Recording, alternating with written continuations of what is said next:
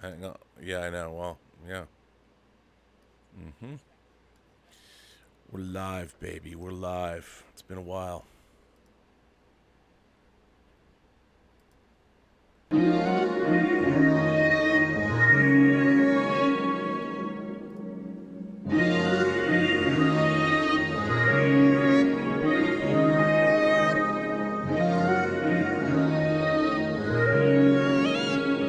Greetings, imagination connoisseurs. Once again, it is I, your Duke of Dope Discourse, Robert Meyer Burnett. I invite you to watch and listen to the Designing Hollywood podcast, brought to you by Martika Ibarra and the great, legendary Hollywood costume designer, Marilyn Vance. I am afforded the wonderful opportunity of co-hosting the show. If you are interested in the magic of Hollywood, the design of Hollywood, the clothes of Hollywood, watch the Designing Hollywood podcast. Oh, I know. Available wherever you get your podcasts from, or find the video version on YouTube. That's right, the Designing Hollywood podcast. Why would you ever want to miss it? Especially if you love the movies. Hello, and welcome to Midnight Metal. Robert Meyer Burnett and Dave Parker, they're fucking metal. Midnight Metal, Midnight Metal, Midnight Metal.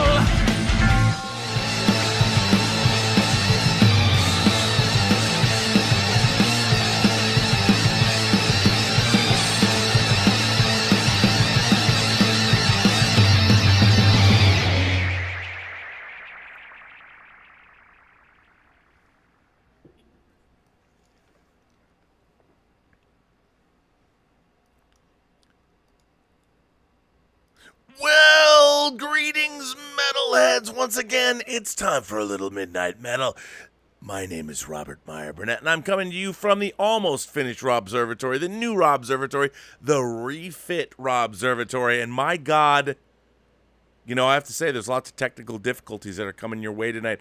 My internet connection, Spectrum wouldn't give me a business line. I have no direct connection. It's all weird. Dogs are out there crazily barking. I have no idea. That's why this show is fucking metal. And you know who's here? Mr. Dave Metal Parker. Dave, what's it like coming back to this show you started with me? Holy shit. So fucking great. The fuck was that, bro? I mean, come on, man. I'm an old fucking man with one foot in the grave. That was like some brainstorm shit. I was like that guy had the orgasm video. People are like, what are you talking about? I know, Brainstorm, 1983. You never saw it. It's fine. Rest in peace, Doug Trumbull. Let's hear it for Doug Trumbull and Blade Runner celebrating its 40th anniversary. Along with Purple Rain, 38. Along with The Thing today. Along with The Thing. Blade Runner and The Thing today. And Megaforce. No, fuck that. Come on, dude. 3 movies that love how need them, but no, I'm not. Megaforce. By the way, produced by Al Ruddy, the man who produced The Godfather, and if you believe the author, the man who actually created nuclear power, won World War II. Well, you never know. Dave, how are you? Well, from the looks of it, I am stuck in the ring, and I guess today is day 7 for me because. Boy, you weren't kidding. You look great, and I look like total ass. I know. I'm telling you that Spectrum's got to help me out here. But don't worry. It's. Look, the computer. You know what? You can either just persevere, or whatever. You know, think of it like when you first saw Blood-Sucking Freaks on VHS. Dude, I did the long one. I hit puberty, and I did the long shave today. So it's like and this look. Hey, I think you look great.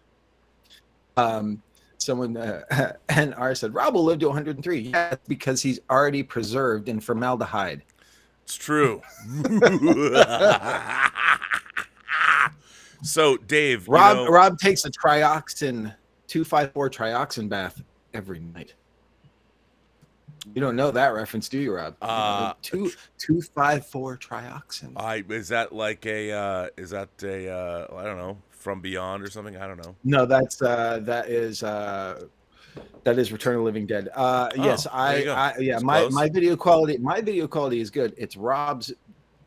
Rob, why don't you explain? No, what's okay. going on? So here in the new Rob Observatory, one of the reasons I have not been streaming a lot is because I need to get a dedicated internet line in here, which they would not give me. Why? You know, we moved into this house. They wouldn't give it to me. They said, well, you know, there's one pole for 4 houses, and we won't give it to you. So at John Campy's studio, I met a woman from Spectrum. I said, yo, what's the deal? I had, you know, a dedicated line at the Rob Observatory, so it's taken them weeks. And they're like, finally, we will get you a dedicated line. So part of the reason I haven't done Rob Observations is because it looks like this. But the thing is, this you look great. It's just if you have someone else on. Just letting you know. Yeah, I'm no, looking no, at the- that's I'm no, looking but at the I stream right look now. great. I You only look- look great. I mean, I look great all the time. Let's face it. Come on, look at me. But the thing is, I haven't been able to get. If it can't do good looking shows, why bother? And Well, I think your masses of your of adoring people would disagree with you. well, that's true, but I mean, I don't want to give them. You know, look, you got to make sure the viewing experience is great. By the way, you know, Peter sent in a tip, Dave, and said, "Stay metal, $20." Fuck yeah. Just Fuck yeah, thanks, yeah, man. dude.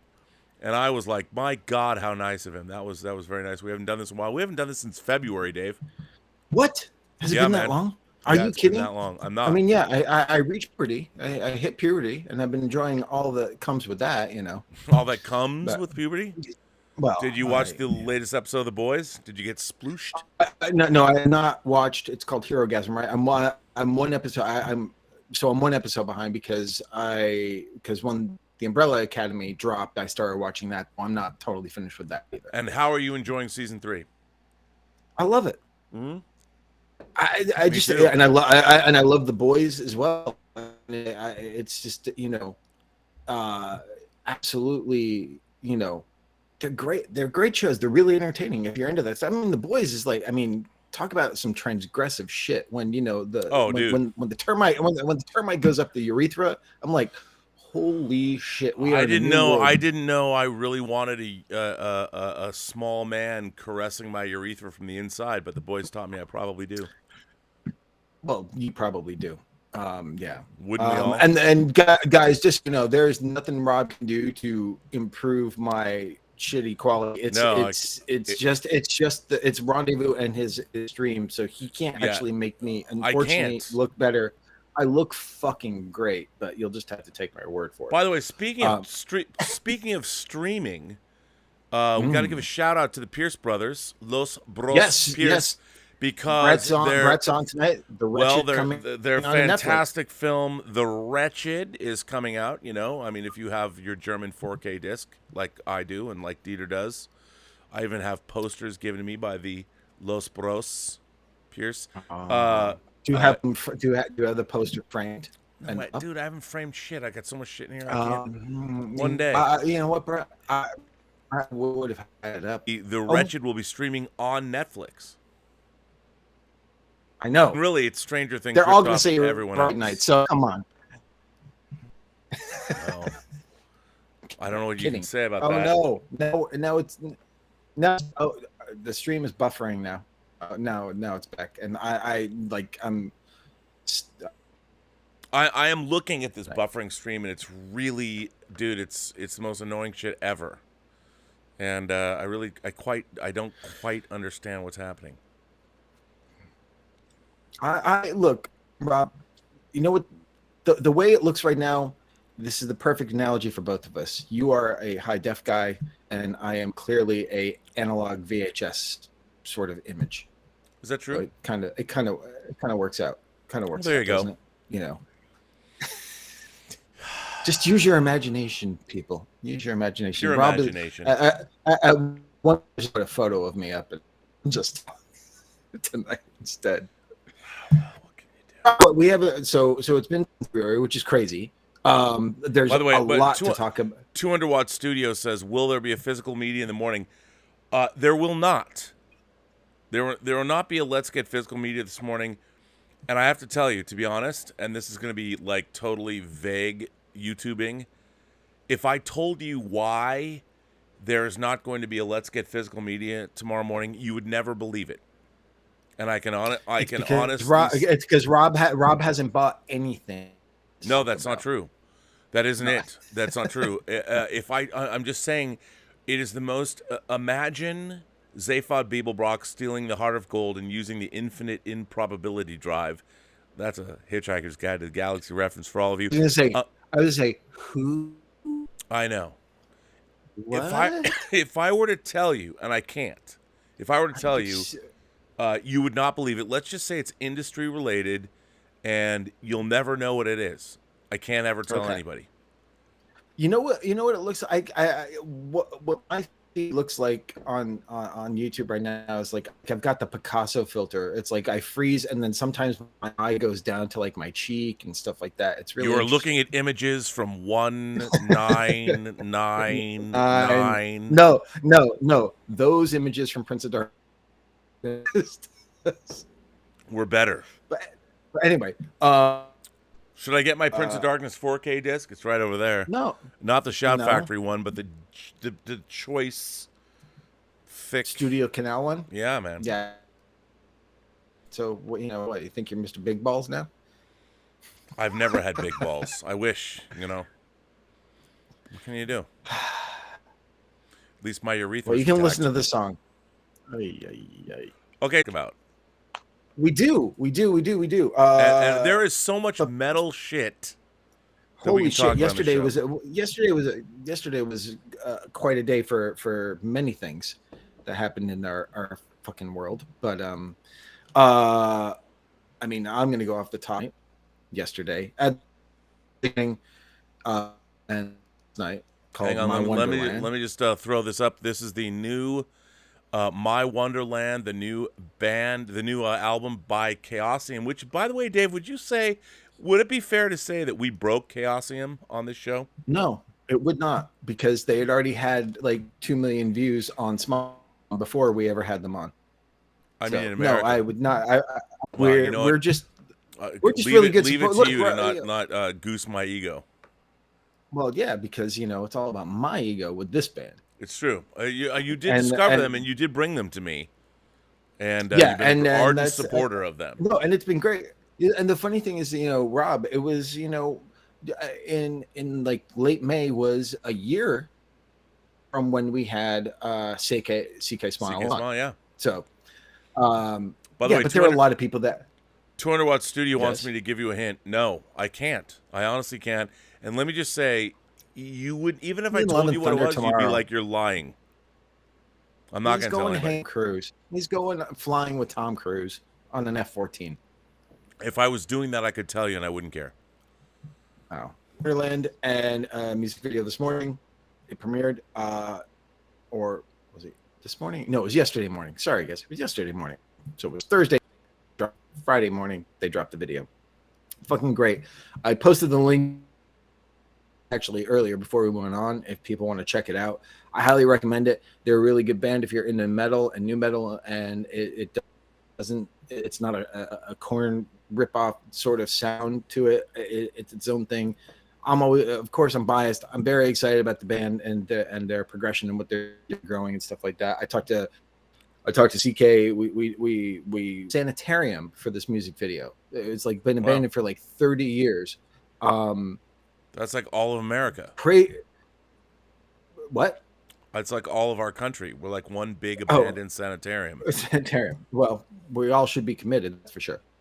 But so they did that, and he was telling me this great story. His dad stopped by to the shoot, and then a buddy of his were walking around, and they started hearing sounds. They started hearing noises, so he started recording them. Wow. And then when he got home, he used a program to like boost it up, and it was whispering voices that in French said, "Release me." Wow. Pretty fucking weird. But yeah, but I really liked the video. They did a fucking amazing job. Yeah, I'm absolutely super happy for the guys.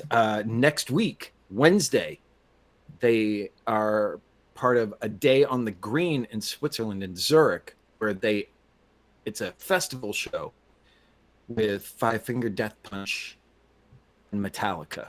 So they are opening for Metallica at this huge festival. It's by far, I'm sure, the that I've ever gotten to play, and they're super stoked with that. And their lyrics and doing all the vocals now. So that's on the way too. That's amazing. I think that's fine. I can say that. Apart from them, Megadeth also released their new single called "We'll Be Back," Chapter 1, which is fucking heavy. For an old school Megadeth fan, it'll make you very. It's you know it's classic Megadeth. It's classic Mustaine, and you know doing what they do and doing it really well. So that happened. There's this great band that one of our listeners who goes under the moniker. Again, another really cool metal band. If you're looking for new stuff, you know, this is kind of the top of the stuff. And also right now, Rob, and NR, you're going to have to tell me where it is, because right now I'm just kind of, you know, all over the place. There is a festival going on that two of our good friends there right now. Are they there with Guns N' Roses?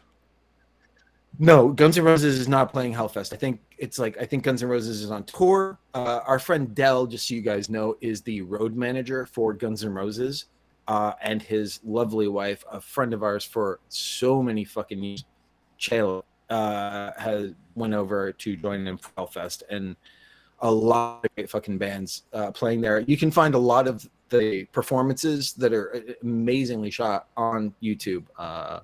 So guys, if you're into, it's a good time to be a metal fan, is what I'm saying. There's a lot of content and the new stuff and everything else to check out. And just experience if you're into that stuff. But, you know, look, you know, we're Hellfest is in France. Of course it is. Yeah, we're but again, we're you know, I know I'm one who like brings the metal stuff and probably to the derision of many fucking watchers here and stuff like that. Unlike other things that we can talk about, and I know it's all about. To me, what's always been exciting about doing this show is the opportunity to be able to talk about, you know, music and movies and everything else, which is something that, you know, we don't normally get to do, you know, or you don't normally do on other things. You know, it's things are more specific on the other things, and that's what's fun about doing this. Is like at least when we're not like totally shit-faced drunk, and even then sometimes it's really fun. We're not shit-faced drunk right now. Not yet. No, dude, I'm just so embarrassed. I'm so embarrassed that the one thing I don't have going here, everything else is great, but I don't have fucking good streaming. I'm starting to look a little. Well, I don't know if I can say I'm starting to look a little better, but the thing is improved a little bit. I hope so, but it's incredibly frustrating. I mean, now people can feel my pain. They're like, why haven't you done observations in a month? And it's like this is why I cannot get a good. It was such bullshit. I mean, my God, you know what? If I lived in Israel, I'd have perfect internet. Rob, you might want to check your prostate if your stream is so spotty. Hey, you know what? My stream, like I said on the John Campea show, I'm talking 3 feet, buddy. 3 feet. Well, whatever I'm dealing with, it's always 3 feet or beyond. I'm just saying. There's a lot of pressure behind that. Well, that's also a problem too. That's not what she said. The prostate's not supposed to put pressure on it, Rob. No, my muscles put the pressure on it. It's supposed to be an even flow. Yeah, that's very Pearl Jam. That's not metal. That's grunge. Come on, man. That is grunge. Get it right. Oh, but hey. Why do you think that song's called Even Flow? I didn't realize it was about being middle-aged. I love camera. I'm back on. Speaking of grunge, in a way, there's another topic that I don't know if you guys. Dan Blackroyd says that Rob has the pegging to thank for that. Oh my goodness! Wow, Rob's never been pegged. What? Oh wait, huh? What, Lorraine? What? What? What, Lorraine? I've been pegged by the best. Speaking of International grunge, Women's Day. Okay. You know, Speaking of grunge, sort of tangentially, I don't know if you guys talked about that. I don't know if you know RM and Lael and you talked about this or not. I certainly haven't gotten to talk about it with everyone, and it's that Taylor Hawkins fucking died on us. You did send me a picture, and it's a great picture. Let's celebrate the great Taylor Hawkins. Here he is. Of course, he was a monster of a drummer, a member of the Foo Fighters, and of course he hang on, let me get you back on there. And he was what, the drummer of Alanis who? Alanis Morissette. He started with Alanis. Didn't start with Alanis. He was the drummer for Alanis Morissette before joining the Foo Fighters. The thing that my heart breaks because you can tell that he and Dave Grohl are so. I mean, they're brothers from another mother. I mean, they really were. So it's like I was like, that was so. It's like you sort of wonder. It's like how do the Foo Fighters go on? And I'm sure they will. They're doing. I mean, they just tickets went on sale for 2 Taylor Hawkins tribute concerts that they're doing.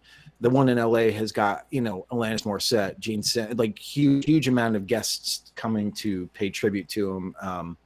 And it's just what a really really sad thing. And a young, relatively young fucking dude.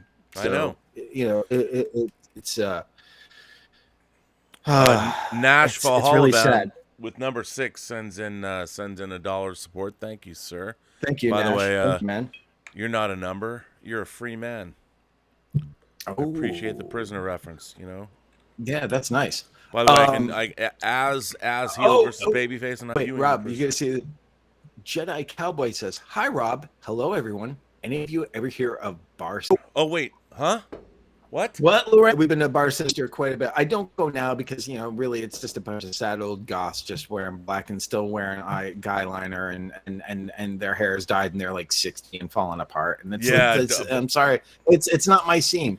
But yes, the Bar Sinister takes in the back of and right next to this Bordner's. very, very famous bar called Bordner's in Hollywood. It's on Hollywood Boulevard and Cherokee. And if you watch Ed Wood, that's where which I did, the Tim Burton Ed Wood, they after they do the play in the opening, they are at Bordner's reading the reviews. Bordner's is a classic Hollywood place. Not as classic as Musso and Frank's, but getting pretty damn close now. As far as its longevity and how long it's been there for classic Hollywood bars, though they did kind of ruin it. And the funny thing is, Bordner's used to be, when I first got here and beforehand, it was a metal. It was a very all Bordner. So yeah, Bar Sinister, Bordner's, great places. But I'm really into goth stuff like you are. Well, it's funny. I mean, anything else in Hollywood,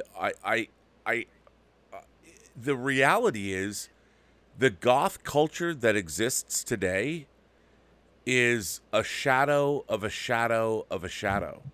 I think. I wouldn't know anymore. I wouldn't know what the goth culture actually is anymore. It's a very weird. Well, the world has changed. I honestly think social media has killed subcultures. Because in order to be part of one, you had to go to places and do things. Now people can just sit on social media and be like, yeah, I'm a goth. I'm like, okay. And look, and I got no problem. Look, I know a lot of people who are goths and love goths. One of my closest friends is a guy named Spooky Dan Walker. And he, so I have nothing against them. It's not really mostly my kind of music. I appreciate it, but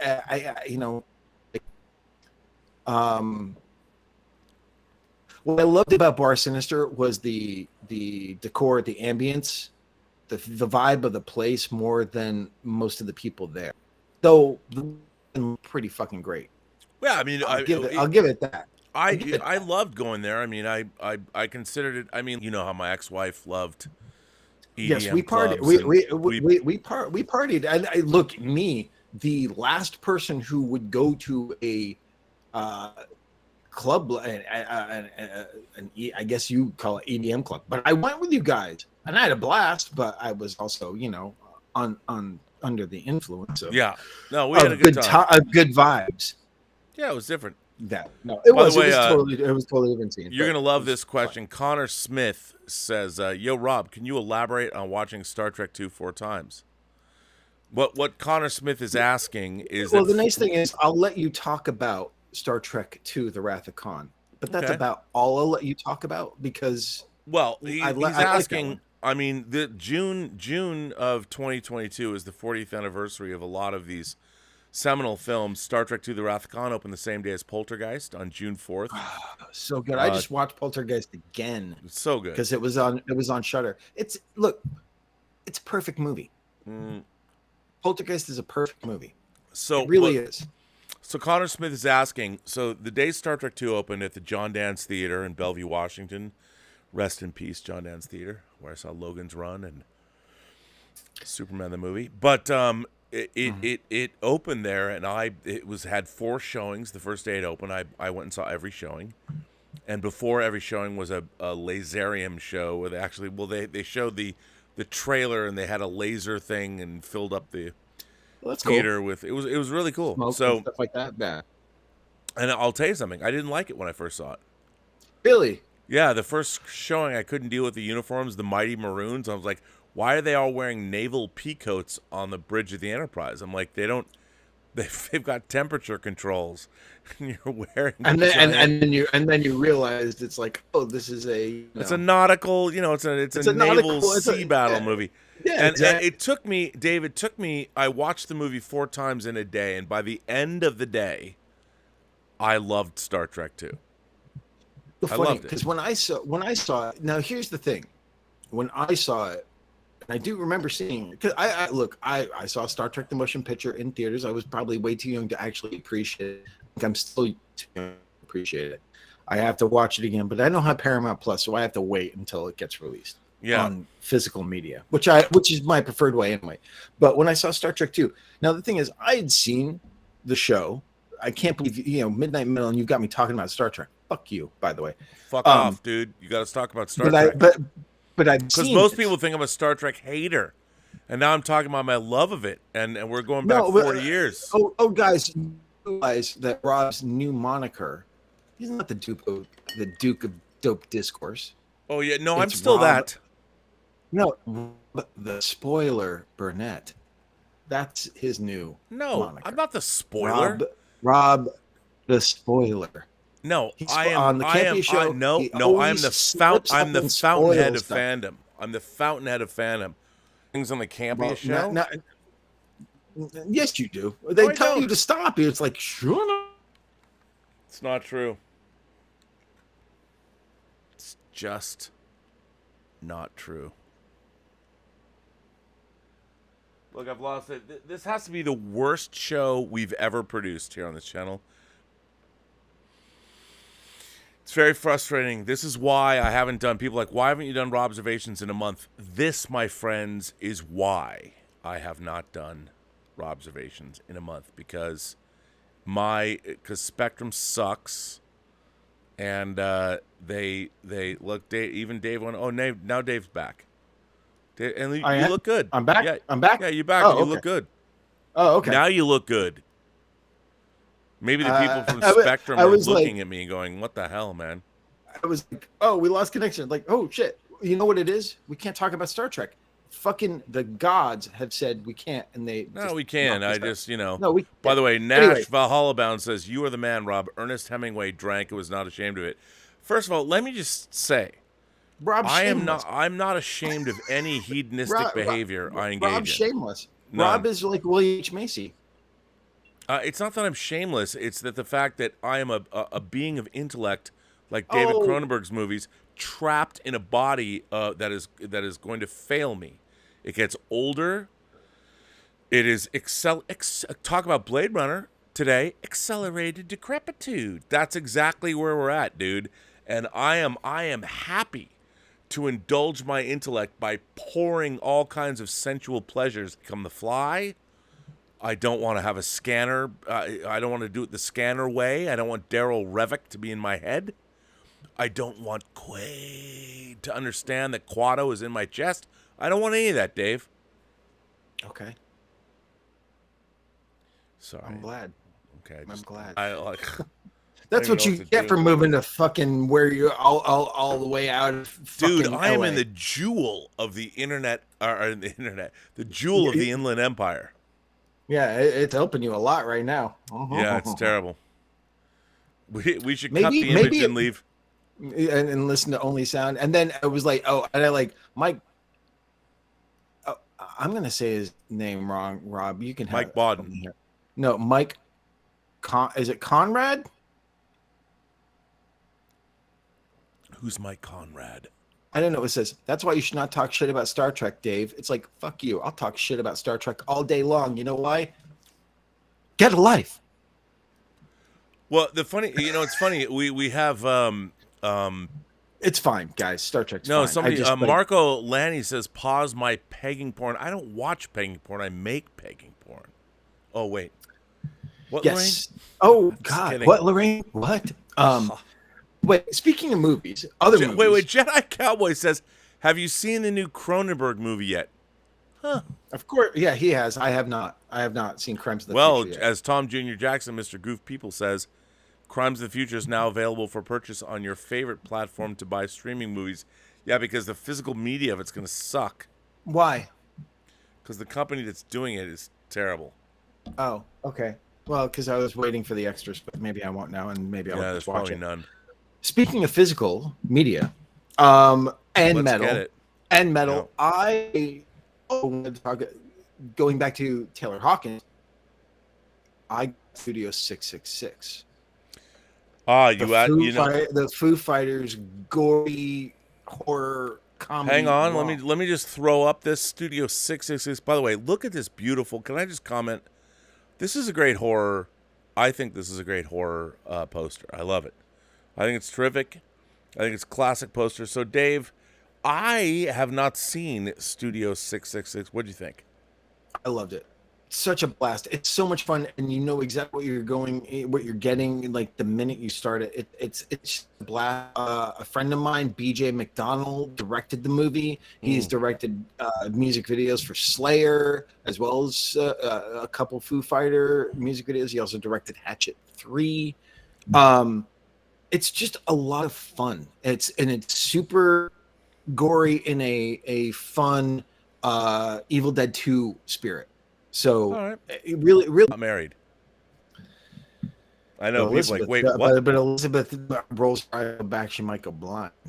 Yeah, I mean, Elizabeth rolls her eyes all the time. I mean, hey, to know me is to eye roll me. But there's a lot. But the thing is, with Studio 666, it's really fun. It stars the Fooders, and it's funny because they were recording an album, like in real life. They were recording an album at this location, and they were like, pandemic hits and go, we should do a movie. The thing, what I found out is Dave Grohl is a massive horror fan. It didn't surprise me because one of the Foo Fighter videos is like set in the Evil Dead cabin. Well, who like what metalhead isn't a metal fan? By the way, Swack Props, our friend Cal, Swack Props. Happy birthday too. He had a birthday this week. He did have a birthday this week. And by the way, first of all, for those of you who don't know, if you're here, Cal, all the way from Indonesia, Malaysia, wherever. Genius. He's a genius. I never thought that I would need genre paper products. Cal, a.k.a. Swack Props, is a genius. And what he does is he recreates paper props from movies. Meaning, if you want a map of the Misty Mountains from The Lord of the Rings, not only does he make it for you, but the runes that show up under ultraviolet light are on it. He'll send you an ultraviolet pen where you can like the work that he does. I've never seen anything like it, to be honest. And of course, the reason I even found him, I think, or he was a member of the Post-Geek Singularity, and SWAC props. I looked up like SWAC. Does that mean he makes props?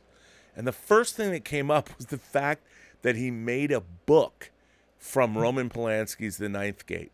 He made the 9 gates of the kingdom of heaven. And I was like, okay, first of all, the fact that anybody, like somebody in a foreign country would make that as a prop, I was like, that alone is the coolest thing I've ever heard of. But he makes the Grail, he makes Henry Jones's Grail Diary. So for anybody who wants a handmade, look, they're not cheap. I'm going to say they're not cheap. No. But they are worth every penny. His replica of the book Labyrinth that Jennifer Connelly is reading in the movie, because my friend Mary is a huge Labyrinth fan. Absolutely stunning. And you know how hard that must be to actually translate that, because the book is not paperback sized. It's crazy. Dude, I can't. His attention to detail. I mean, whether he's sending you like schematics of the lament configuration from Hellraiser, which he did send me. I got one of those pages. Is there a book or something that he hasn't done yet that you would really like? I was trying to think about that. It's like, he gifted us the In the Mouth of Madness hardcover, which comes with the map. With the map, it's amazing. It's amazing. But is there another thing that he hasn't done yet that would be like, oh, that'd be cool as a grimoire, so to speak? I mean, that's a good question. As somebody who loves books, surrounded by books, he's already done Henry Jones's Grail Diary, right? Yes, right. I want, and Cal's like sitting there going, don't say it, dude. I want Indiana Jones himself. I want his padlocked Bible from Raiders. That huge thing? Holy fuck! Dude. Come on, I know, dude. You asked me a question, I answered. Yeah, no, that's good. And Cal's like, I know he's going like, oh my god, why'd you say that? I know he's going. But Darren I didn't. He thought of it. It would be kind of a cool book to have. The Darkhold would be great. I'll take a replica of the Evil Dead book from the remake. By the way, I just watched the equally metal Black Phone. What a movie! Handsome Hawk rocks. Dave. Yeah, let's talk about the Black Phone now. Black Phone. I saw the Black Phone. Hey, I've seen it too. You said Vegas. Vegas. And what were your thoughts about the Black Phone when you saw it? You know what? I loved it. You know what? I did, and you know why? Because I thought it was just.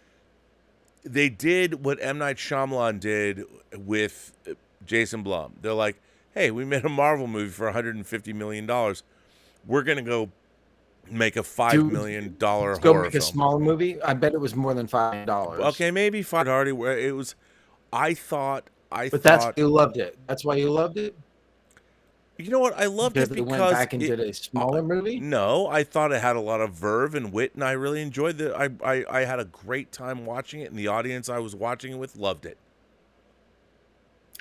Okay. They loved it. And I loved it, and I loved it because the audience loved it. And I'm like, there's nothing new here. And they did pull a Silence of the Lambs switcheroo. Whatever. Sort of. Kind of. And I was like, I didn't care. Pretty predictably as well. Yeah, it didn't work for me, guys. I didn't like it. It was not scary.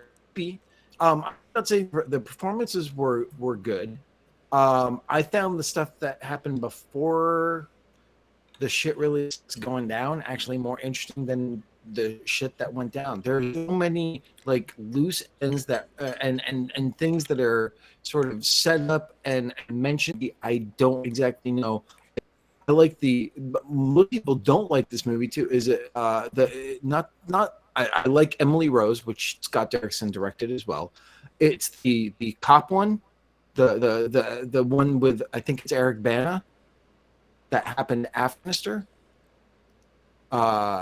which Scott Derrickson strange. So it's not like I'm against Tyler.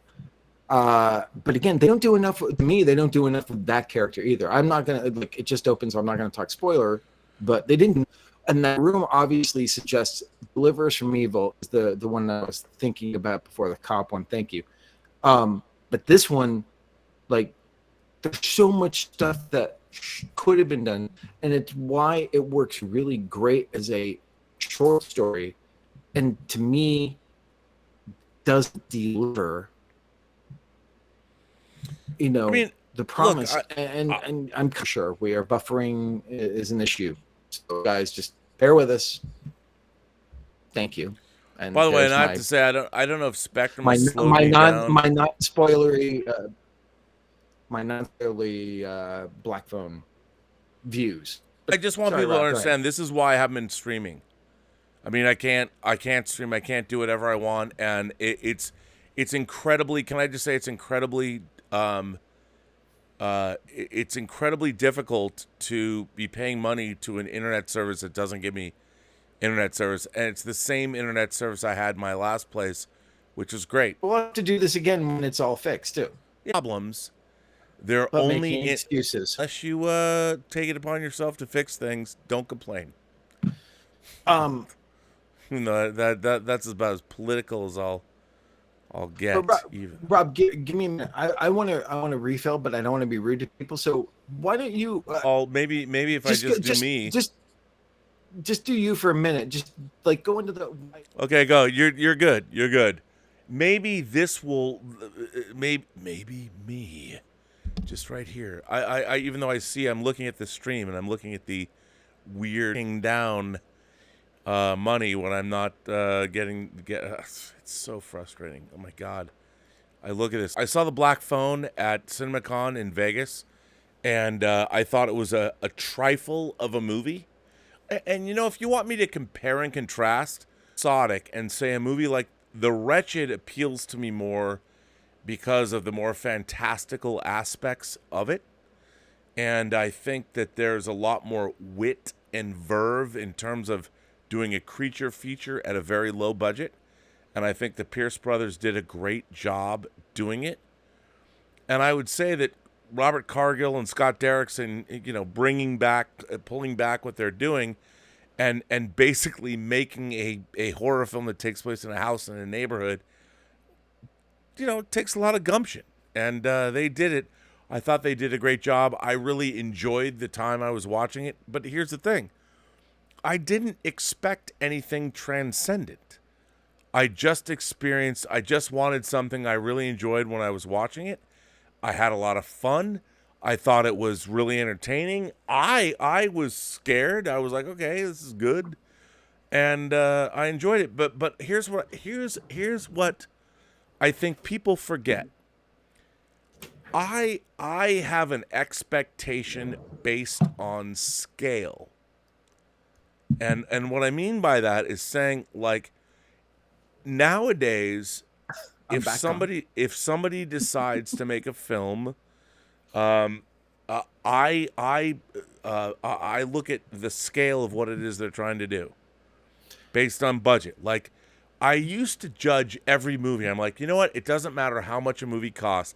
If your movie's 2 hours long or 90 minutes long, if a movie costs $200 million or it costs $200, if it's still 90 minutes and you're asking that of my life, I will judge you equally.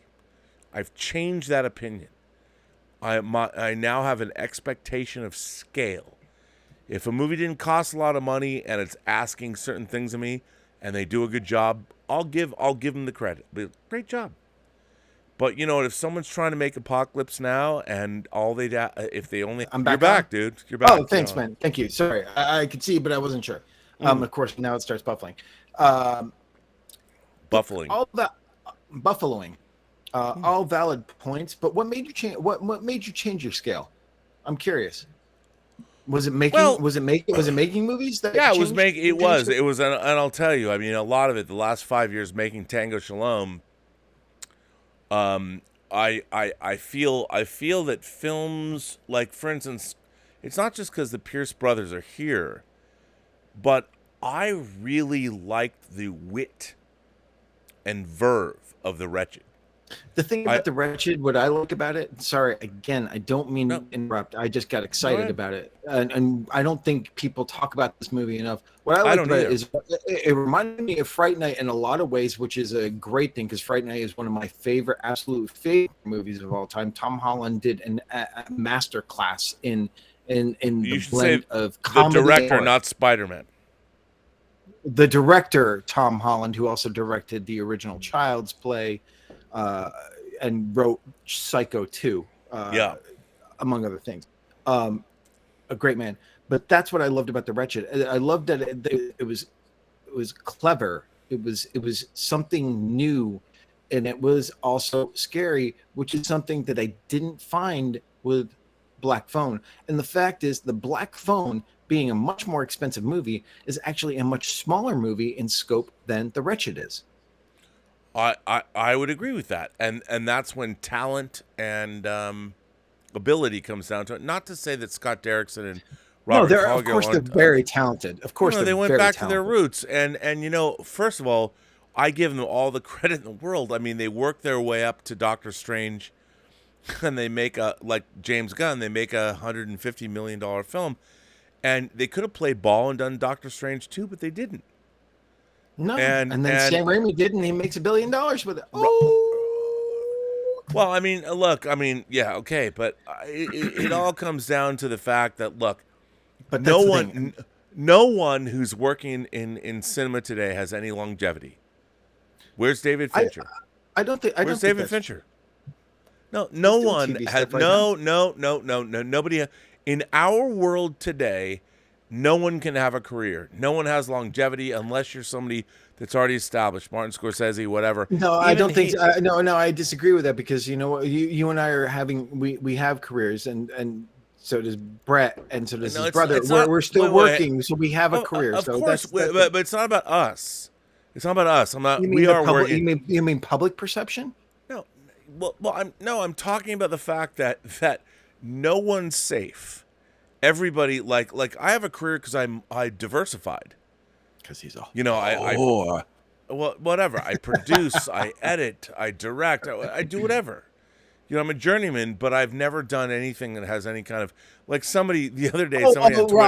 Rob, please pull your head out of your ass because in fandom world, free enterprise does have resonance that. Dude, lasts. No. Yes, it does. With fans, no one even knows what it is. Oh, okay. I made a movie that came out 23 years ago. We're having a pity party. I guess. No, but it's not. But here, hey guys, there's 124 people watching right now. Rob, it's not a pity party, Dave. I know. How many people have seen on this show? My theory about pop culture is it's generational.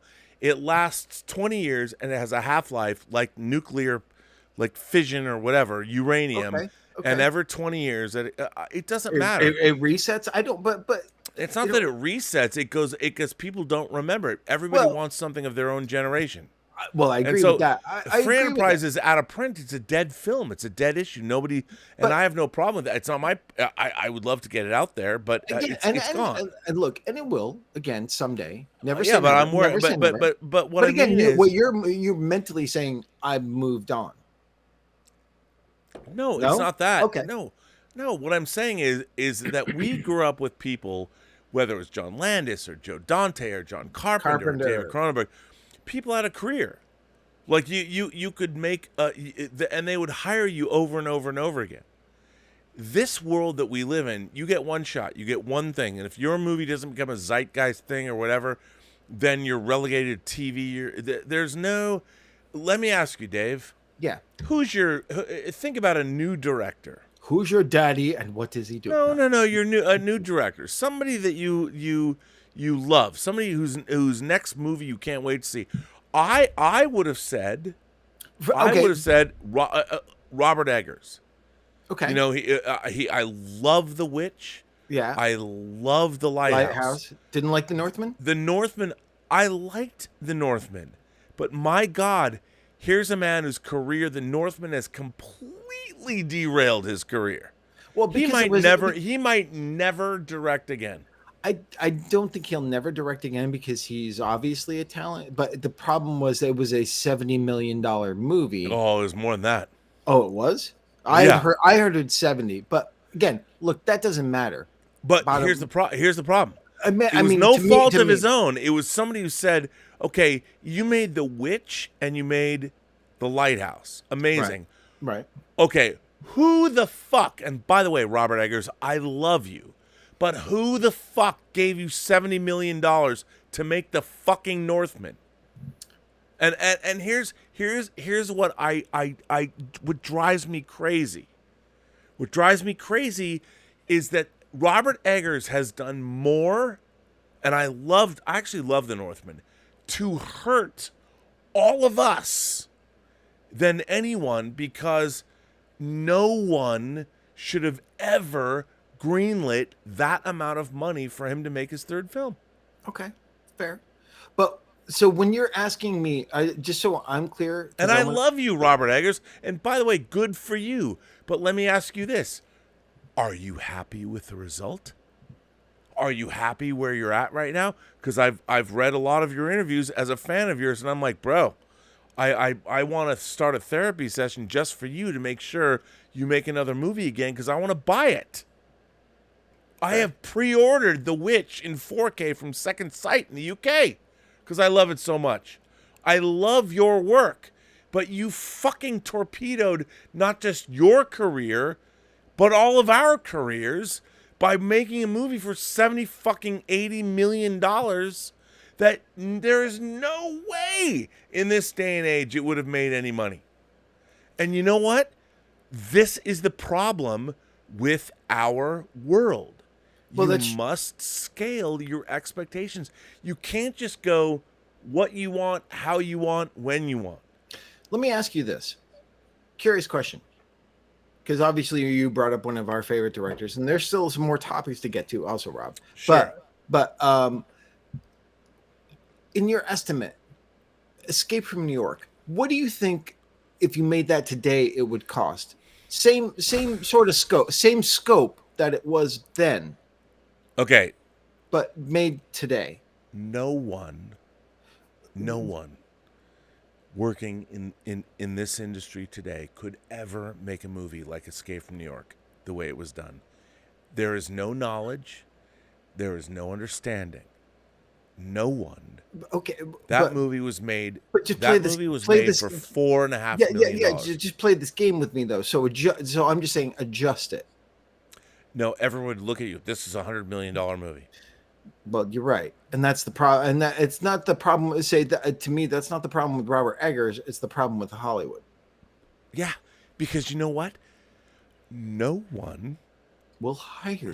No one will hire you. I'm a tomato.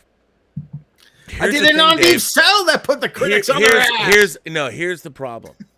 Here's the problem with and I'll say this.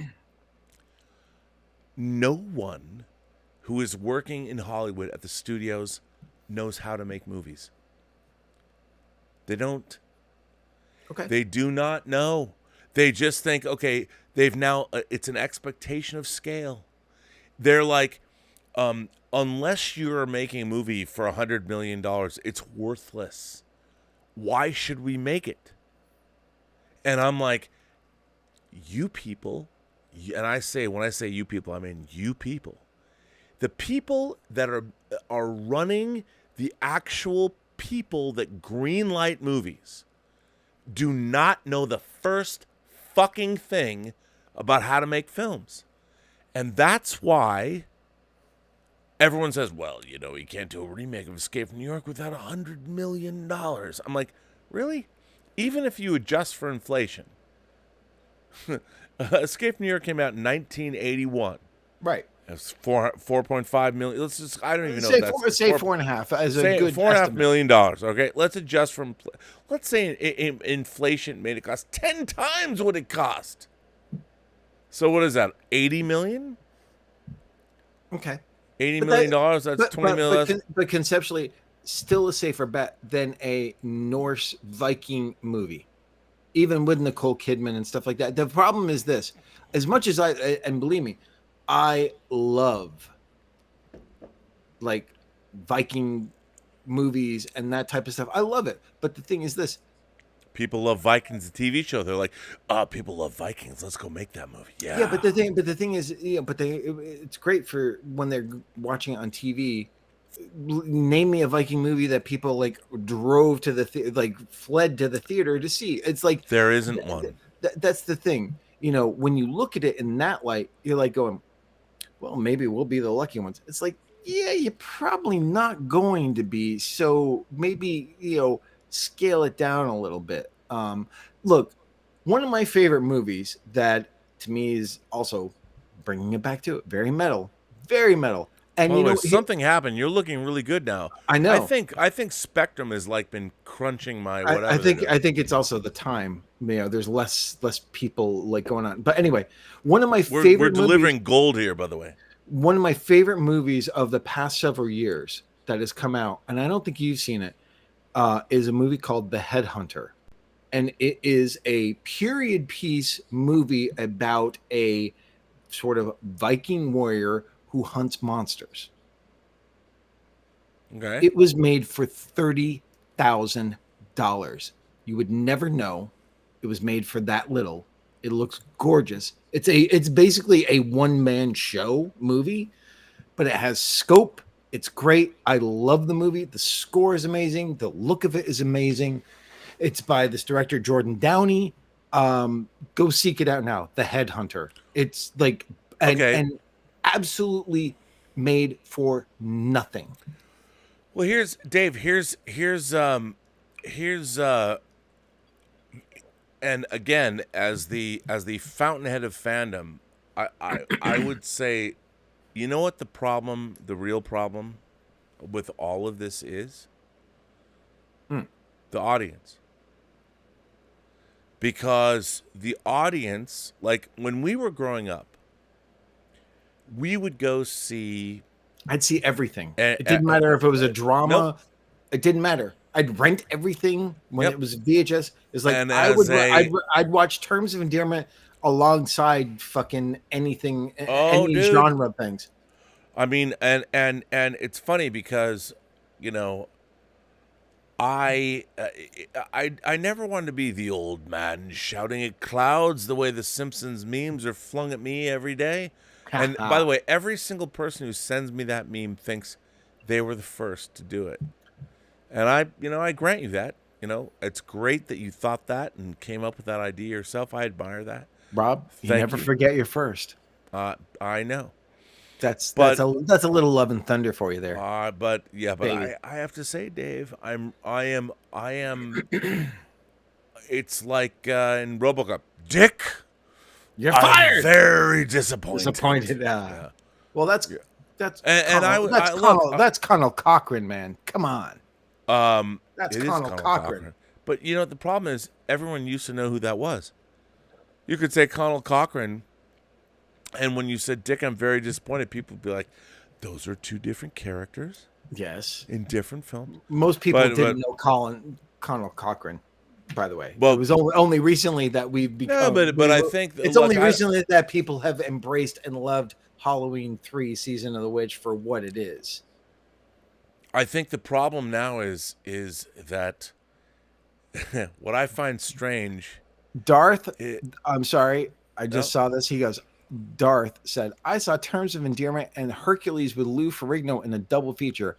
That is one wacky fucking double feature, man." That's Bill Murray saying that is one wacky hospital, like in Tootsie. Yep. 200 Watt Studio says films are made by corporations now. There are no John Carpenters these days. Directors are cast. That's true. Crew makes the film. The director is just a cameraman. They have no voice because they have no knowledge. Well, now hang on a second. I don't think that's true. I still believe that everyone is looking to the director to make the movie. They really are. The problem is the people that the studios are hiring to be the directors are not necessarily qualified to do so. And you know, it was really interesting today, Dave. Today somebody threw out the whole like, the only thing that Hollywood does is make movies for cis white males. And I was like, when I hear that, I'm like, okay. I said, hang on a second.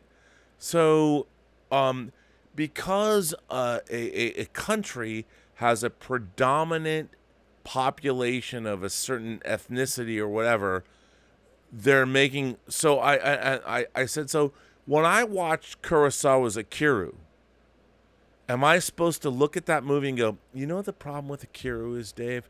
There's too many cis Japanese dudes that this movie was made for. And I'm like, that's ridiculous. And I feel like the America, like people in America are, especially academia, has become so obsessed with this idea of race. I'm like, you guys don't watch foreign films. You're the people that are like you're like, you know what, I'm not going to watch Lagan because I've never played cricket. And cricket is just another white male supremacist thing. And I'm sorry, but I grew up watching Asian science fiction, fantasy, and horror and martial arts. And I'm like, you know what I loved about Asian movies? There was no white people in them. They were Asian.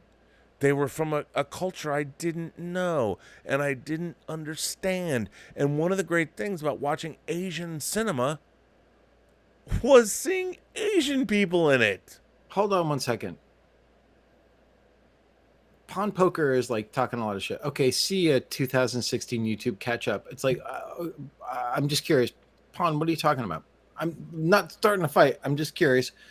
Rob, the other thing is, I think the difference is too, look, people who want to make movies and stuff like that, we just like, we look at movies to look at movies.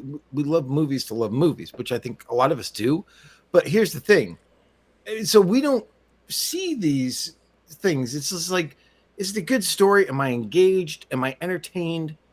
That's all we want. And the thing is, I think because we love movies and we strive to make movies and everything else, we just like, it doesn't matter, is the story good and are we into it? Perfect example of something that's been getting attention lately, and I'm veering it now, sir. No, it's okay. To a movie that is now on Shudder that's been getting a lot of attention, at least in the horror circles, called The Sadness. I don't know if you got a chance. You didn't get a chance to see it. The Thai movie, dude. I have the 4K disc on. I can't wait. I only know what it's about. Like, I do my research. I can't wait to see it. It's like right up Rob's alley. It's very up my whatever. But that's really interesting. But the thing is this, I don't. But I'll let you have that one. Let you have that one, sir. Oh my God. But the thing is this, it's like, I don't care where I don't care where anything is made. I don't care what language is it in. Is it a good story? It's like, but I think more of what you're talking about is more of the broader scope general audience saying, oh, it's like cis white male and shit like that. It's like, well, just all you have to do is like look out in the world, like look past your limited point of view, and you see a lot more. But again, most people aren't going to. So there, and the thing is, look, well, the reality is people they want their voice heard, so they're going to pick the easy agenda and target and everything that is so obvious to like get people riled up or get a response to. And it's it's easier that way than actually doing the work or seeing things that are outside of their point of view. It makes it so much easier for them to, serve their own agenda that way instead of actually doing a little work. Because the thing is this, no one wants to actually put effort into anything anymore. Look, we're in a fuck society where at least half of the fucking population probably gets their news from Twitter. Well, okay, Dave, here's the thing. I don't disagree with you. By the way, Marco Lanni says Hollywood is being bled dry. People are desperate to get the rock into anything. No imagination anymore. People are getting bored apart from the sheep. Here's the thing. People have always said this. This is not something that is new. You know, here's what I think people need to understand. Making movies is a hugely expensive proposition. Sometimes. And no, I'm talking about like from the studio level. On the studio level, yeah, because there's so much overhead. Yeah, it's hugely expensive, and it's also expensive. I mean, you have 1,000 people in Pakistan and India doing your special effects, and even they're making 4 cents a day, you still have to pay them. And I'd say that with kind of irony, but kind of not, because that's the case. That's the reality of the world. Sure. I mean, the fact of the matter is this. We live in a society. We live in a culture where everything needs to be quantified, especially in America, by profit. How can we make money off this? I was talking about this earlier today. The homeless problem in California, not to change gears, but the fact is, the reason that we have many people that are homeless in California is not because they don't have homes. The reason we have so many people that are homeless is because we have so many mentally ill, we have so many drug addicts, we have so many people that need care. And the thing is, giving those people care has no profit margin. There is no profit in it monetarily. But the fact is that our society will benefit immeasurably if you help people who need help and do not expect a monetary profit back from doing such a thing. And you know what's really interesting, obviously, this week, we have a debate about abortion in this country. I was adopted. Remember, this is not a political show. No, it's not a political show, but I'm talking pragmatically. Okay. Now, and I understand a lot of people, the idea that people think that abortion is killing the unborn. There you go. Or you could say that a woman her body is being invaded by a parasite that she is expected to carry to term for 9 months, which means she, as an individual, her rights are given away by this thing growing up that maybe could abort itself spontaneously in month 4, whatever. Doesn't matter. The fact is, we should live in a culture, if you believe that a woman, regardless, should carry a child to term, that child should be born into a world where that child should never want for anything.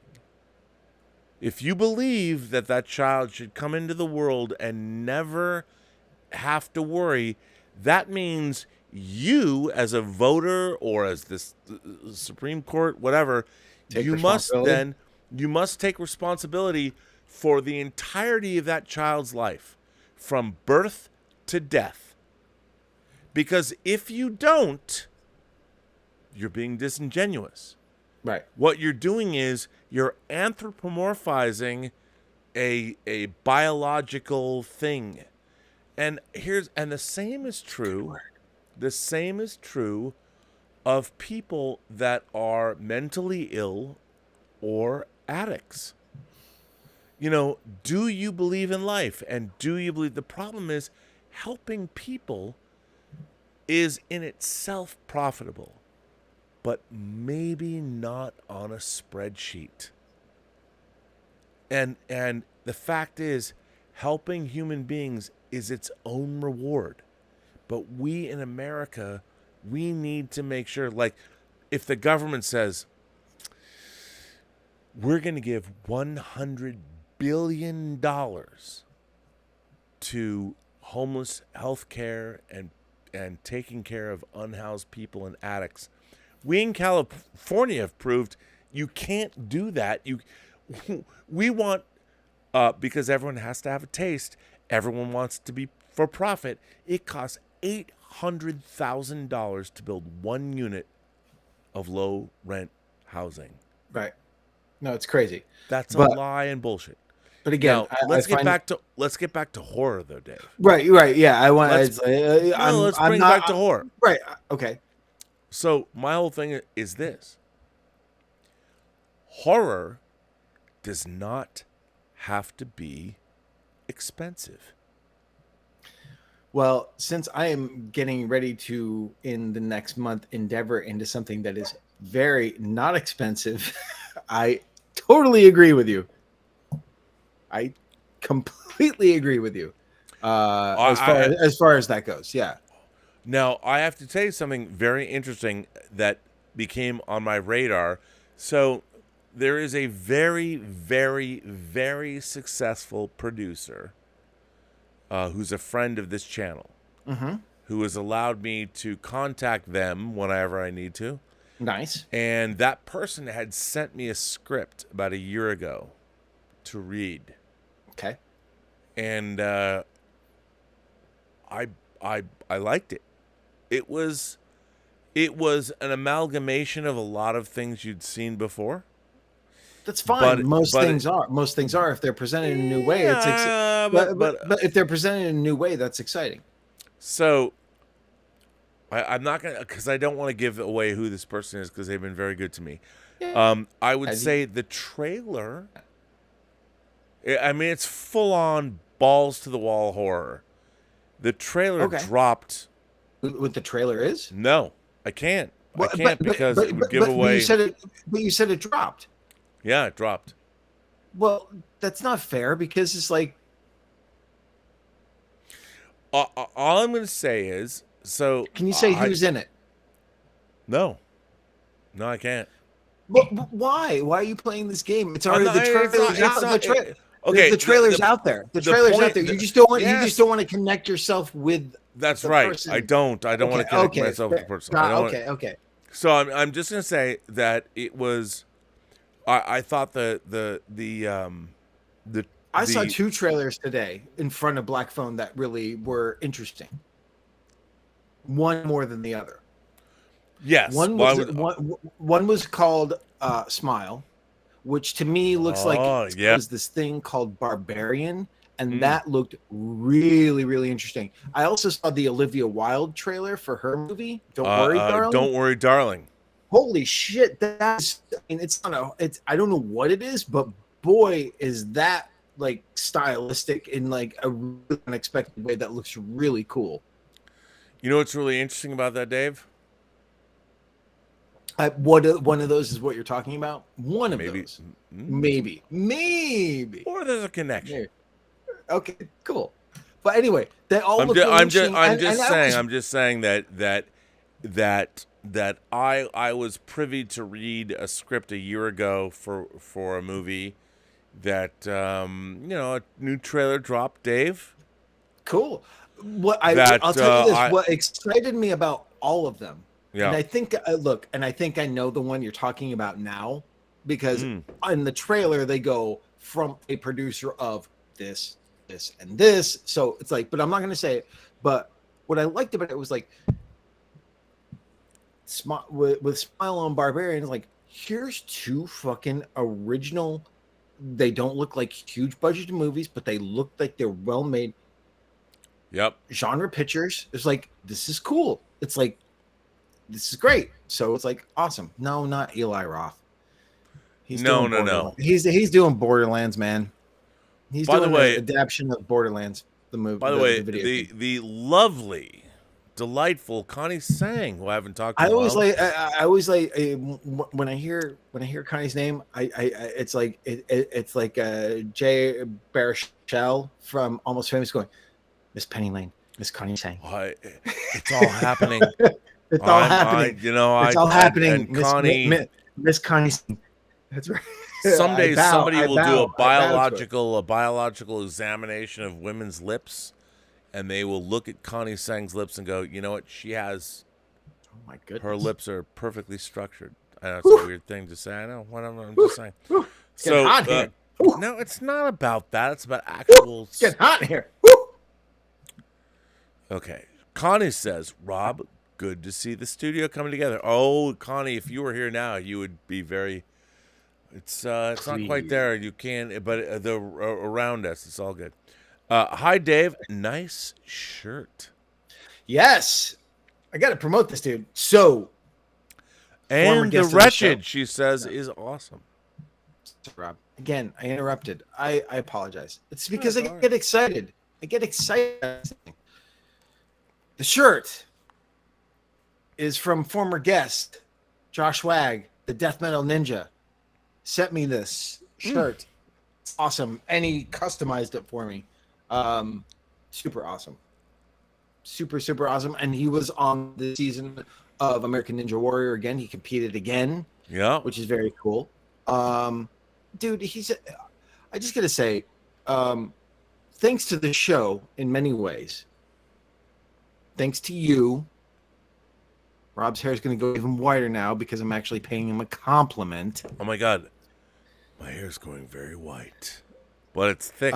Thanks to Rob, it's like I've gotten to meet and become friends with people like Josh Wag, Death Metal Ninja, who absolutely loves The Hills Run Red. And I just sent him the Blu-ray this week. He already watched it, but he absolutely loves it. Why are you thanking me for that? You directed that. That's your movie, dude. But look, not everyone's gonna love that fucking movie. We know that. But they should goddamn love the Blu-ray though. But again, that is a great Blu-ray. Thanks to the opportunity that you gave me. Now CK and I are very good friends, and we are working on stuff together. So I'm very thankful for that. So yeah, it's just the shirt is him and everything, and end up, and I want to thank Josh on the show. So again, Rob, thanks for people that that I've been able to reach out to that I necessarily wouldn't. I can't say enough. Thank you so much for that. But and I apologize for the technical problem. I mean, I learned from you in 1993. One thing I was and showed me things and helped out, and but but Rob, I already knew you. We'd already been friends. Yeah, I know, but I mean, what I would say is like 30 years later, actually 29 years later, we're still is work. On and bring up, and I think the thing is we because of that, it's we're fortunate that it becomes a much more personal show than say RM or Lael, who are great people. Here's the thing: if I ever get the goddamn YouTube, the streaming, and it just pisses me off that I'm paying for it. Because we're buffering a lot, but it's lagging bad, guys. We're probably going to wrap this up relatively soon. Yeah, I know we've covered a lot. We've covered a lot of things, but we've covered a lot of things.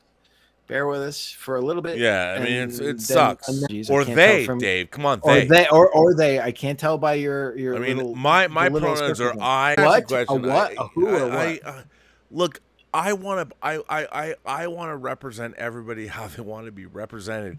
But why does language have to be subverted? Can't we come up with a new word? Like, I feel like I'm doing bad grammar. I want a new word. Create something new. I want a new word.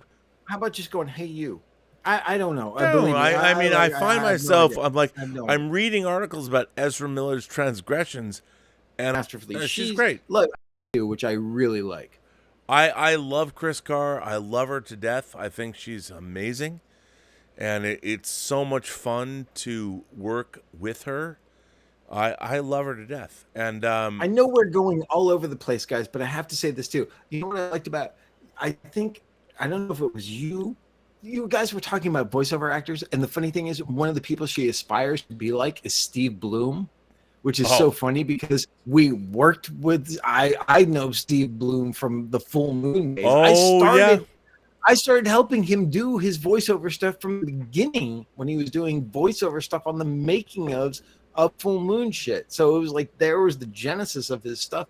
So it's always to me endearing and really funny when I hear someone else like total fanboy or fangirl out on Steve. It's awesome because I mean, again, it's crazy to see that he's one of the biggest voiceover actors now that there is. It's awesome, but it's I thought that was really cool of her to say. I was like, oh that's cool. No, I mean, look, you know what? There are a few people that I've met in my life who I admire and love as much as I love Chris Carr. She's a singular individual. She is a wonderful human being, and you know what's she's great, Dave? Fucking smart.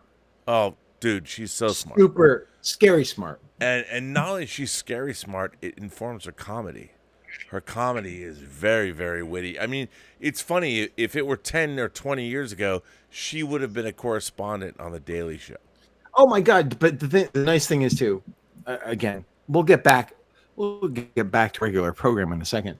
You two riff really well together. Well, I mean, you know, we've talked about on the John Campea show, Chris and I want to do a show called Rob and Chris Have Issues. And you should do. I don't know if she could handle your issues. Like what I'll say about Chris Carr is, as good as she is, I don't think she could. She would be shutting you down so hard late at late night. Rob late night is different than Rob early morning. You know what, Dave? We wouldn't be doing it late night. And by the way, I could hold my own to her, just so you know. Oh, I mean, it's fine. I'd like to see that. Hey, we now sidetrack back to other stuff because we should wrap it up a little bit. But yeah, there's a couple other things I want to. Well, hang on a second. Hang on. Let me just say the people I'm saying. El Necron says, Rob, you have my approval to gatekeep all you want. License to poser disposer. Okay, Dave, I have to let me just like come out and say this. So you go full screen and say this. Oh, okay. Address them. Give me a moment. Look, guys, it's been a long time. I'm not used to this late night thing. Give me a little. Hang on, bit. I will go. Dave, you're done. Okay, so kids. So I thought it would be funny, and I said this on my own, like road tripping with Rob and Mike, and I said it on the John Campea show. I'm like, I'm going to be a gatekeeper. I am that gatekeeper. And by the way, people like freaking the fuck out. I thought the idea of somebody actually saying in this day and age, if you say you're a gatekeeper, I thought that would be like. You can't believe that somebody actually wants to. Well, yeah. So a lot of people objected. And then I put out a tweet that said, Star Trek Strange New Worlds is for people that never read science fiction. Please, all of you, send me your science fiction novels and I will judge you.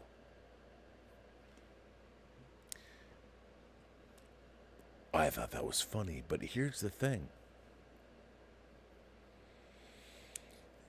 The fact that so many people took offense to that, I'm like, oh my God.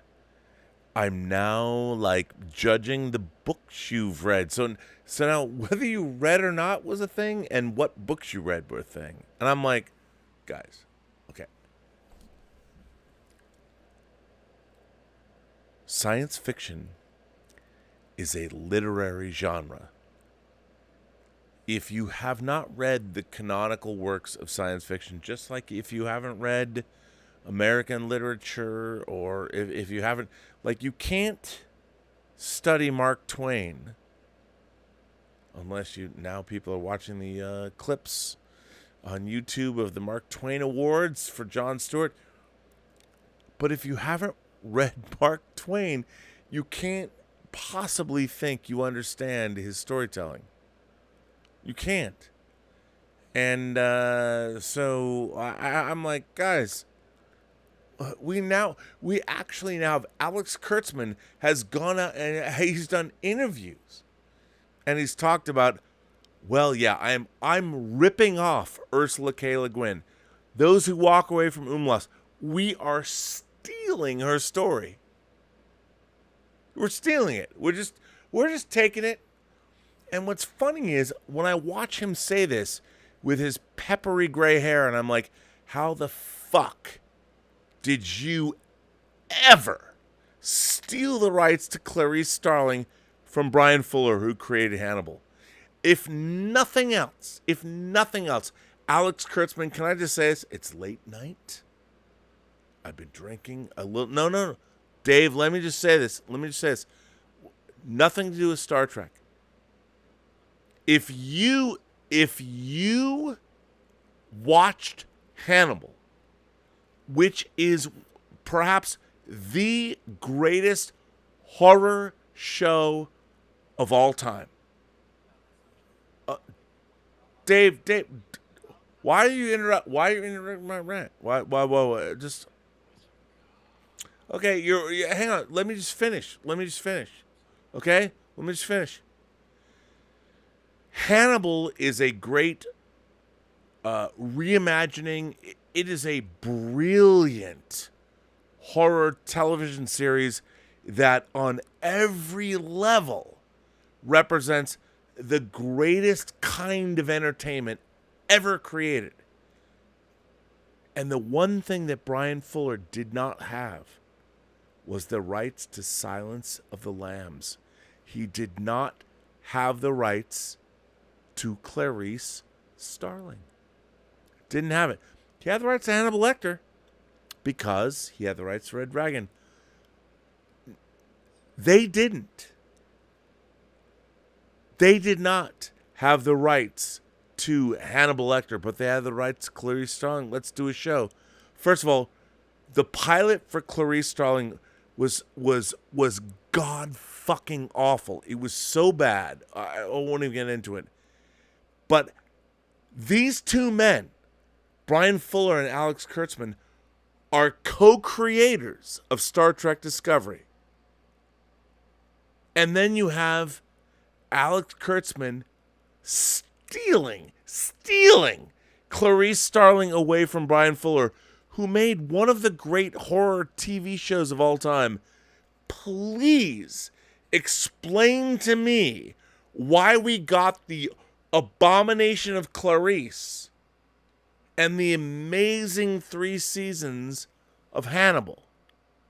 And I ask you, those two men are profiting off of Star Trek Discovery. And I would ask anyone, why would you watch Clarice, which was canceled after 1 season, or watch Hannibal that everyone who's ever watched is clamoring for season 4? Who would you bet on? Who would you bet on? And the problem that I have with creativity in Hollywood is, for fuck's sake, why would you allow Jenny Lumet to say, do you know why I wanted to make a sequel to the Man Who Fell to Earth? Because I wanted black women to say, you see me. Which, by the way, was a quote she made just last week. And I'm like, if you're making a TV show because you want to see women that do not identify with you because you're not part of their ethnicity, if that's what you're looking for, you shouldn't be writing TV for people to watch, because you are not making the kind of shows that we deserve. Just saying. When I work on anything, I don't think that I need anyone to come tell me that they feel seen. I just want them to think they saw something they thought was awesome or fun or amazing. Because entertainment is a sacrament. If you can make people happy, or put a smile on their face, or make them feel that they've had a better day than they would have had yesterday because the work you've done, that's what would be amazing. Don't think you have a message to give to other people that you are not. Stories inherently have great messages. a story is truthful. And if you're a great storyteller, truth is evident. And if you're a fucking hack, fuck off. Just saying, it's midnight metal. Yeah. What do you think, Dave? It's a rant. No, I that was pretty great, but I have a request.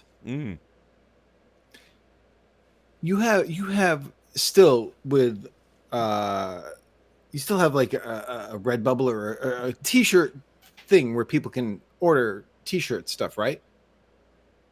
Do you still have that? Yeah. Okay, you have to make a t-shirt that says "Entertainment is a Sacrament." Okay, I think it is. When you said that, I was like, oh, I love that. Entertainment is a sacrament. I was like, that's pretty fucking cool. It is. I really like that. No, what you said is absolutely spot on, which is why I just shut up and let you go. Well, I appreciate that. I mean, instead of metal. being my annoyingly interruptive self, and obviously people like hearing what you're saying. And you were expanding on this, and it's fucking awesome. Though, and then also you have to make a t-shirt that say so I can wear it. Hacks fuck off because I am a hack. So please, you have to. Dave, you definitely. You don't hang believe that. No, I'm saying that as fun, Rob. I'm saying that as fun. Right, I'm much more hacky than you are, and I'm fine with it. Look. I or Escape from New York budgets of the day to make, even cool shit like that. I'm just like, look, the reality is, it's like, probably not going to. Maybe, who knows, someday. But I don't know. But I like that too. Hacks fuck off. I would wear that with pride. Well, I love that. I mean, I don't know, like this it's very frustrating. Oh, and Dennis Mason. Hacks do know that they are hacks. Don't sit and like think that you can tell me that hacks don't know they're hacks. They know exactly what they're doing. Don't give me that shit. I know enough hacks who know they're hacks.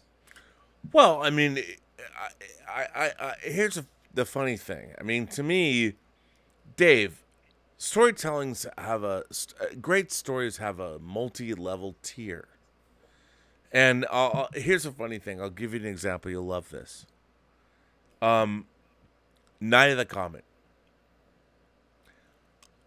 I used to have a friend of mine, Adam Carl, and we would go every weekend and see what we thought would be the worst movie that came out that weekend. We go see it in the theater. We saw and sometimes Tough Turf, and then Night of the Comet. We went and saw Night of the Comet. Yeah, there's gems. Yeah, but you're looking out for them, and then you go, oh fuck, that was actually good. We thought Night of the Comet would suck, and we liked it. And there's a lot of wit and verve and good stuff. Oh, I love Night of the Comet's great. If people are looking for like a really fun 80s, quintessential 80s now, and it's actually like certainly grown in popularity hugely now. It's a real like low budget gem. Yeah, totally. And the funny thing about that was like when we went and saw it, because it wasn't an 80s retrospective, it was like the opening weekend. I did too. Yeah, it was put out, and we go and see it, right? Like, we have no expectations. It's like Night of the Comet was in the trailer. It's like there's zombie shenanigans, and there's a comet, and I don't know what's going on. And so when we go see it, there's no it's like we just go. And I would say a movie like, and by the way, people are going to probably come after me, but Dave, as you know, Night of the Comet was a movie that was monumentally entertaining. They took their premise, they knew what they were doing, they knew what their budget level was, and they gave us exactly what we wanted. They were trying. they were trying to make a good movie. Just very They similarly. weren't trying to make a good movie. They succeeded in making a good movie. But in the same, and you know, another movie that could be looked at in the same light at the time, Miracle Mile. Well, okay. Now, hang on a second. I would say there's a. By the way, I have to interview the costume designer next week. Nice. I would say this about there's a very big difference between those two movies. And the difference is one of them is a genre film overtly. Yes. Which is neither common. It's a fucking flat out zombie horror film. Right. Yes. But Miracle Mile is a thriller that subverts expectations. It has no it does have a fantasy film expectation, but it really doesn't. And if you just watch it, it's one guy gets a phone call that changes your life. But it's also a love story. Oh yeah. It's all about him trying to get back to the woman that he is fallen in love with in a day. Like finally found the one. So it's hopelessly romantic as well. It's a wonderful movie.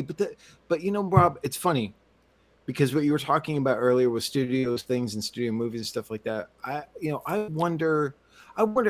think the people watching might appreciate these movies, but I wonder the general audience I don't think would appreciate either movie because they all want spectacle so much now. Well, and that bums me out. And you know, also bums me out when you talk by yourself, you get at least 20 more watchers, and then when I start talking, it drops down. It drops down to like 20, 25 less. So by the way, Dave, the modern Rob Observatory, there's so many spiders in here, and they keep. I love their work, and I'm just like, I don't want to kill you. You can't. Anyway. No, you can't. You can't. You just have to move them. By the way, Stubble McShave. By the way, our friend Stubble McShave has sent in 3 tips, and he has a long thing. He says, "Nice to see Dave back. He's been missed. By the way, you should ask Cal to do the book replica from The Name of the Rose." And then he goes on to say, "Rob, so far you haven't answered where your line is drawn concerning xenomorph love. Come on, which alien will get the R&B love juice?" And he goes on to say, "A movie is often better when it's a passion project for the director that's pitched by the director rather than when it's something that originates in a boardroom. Passion for the project only goes so far. You need to be able to tell the story well." Okay, well, Stubble has a lot to unpack there. As many people know, Dave, this channel has had an ongoing debate about making love to an alien. From the movie Alien, you mean like? Well, no, or just an alien, an extraterrestrial. General. Okay, you know, and the fact is, like Dave, you know, if it's Arcturian, it doesn't matter.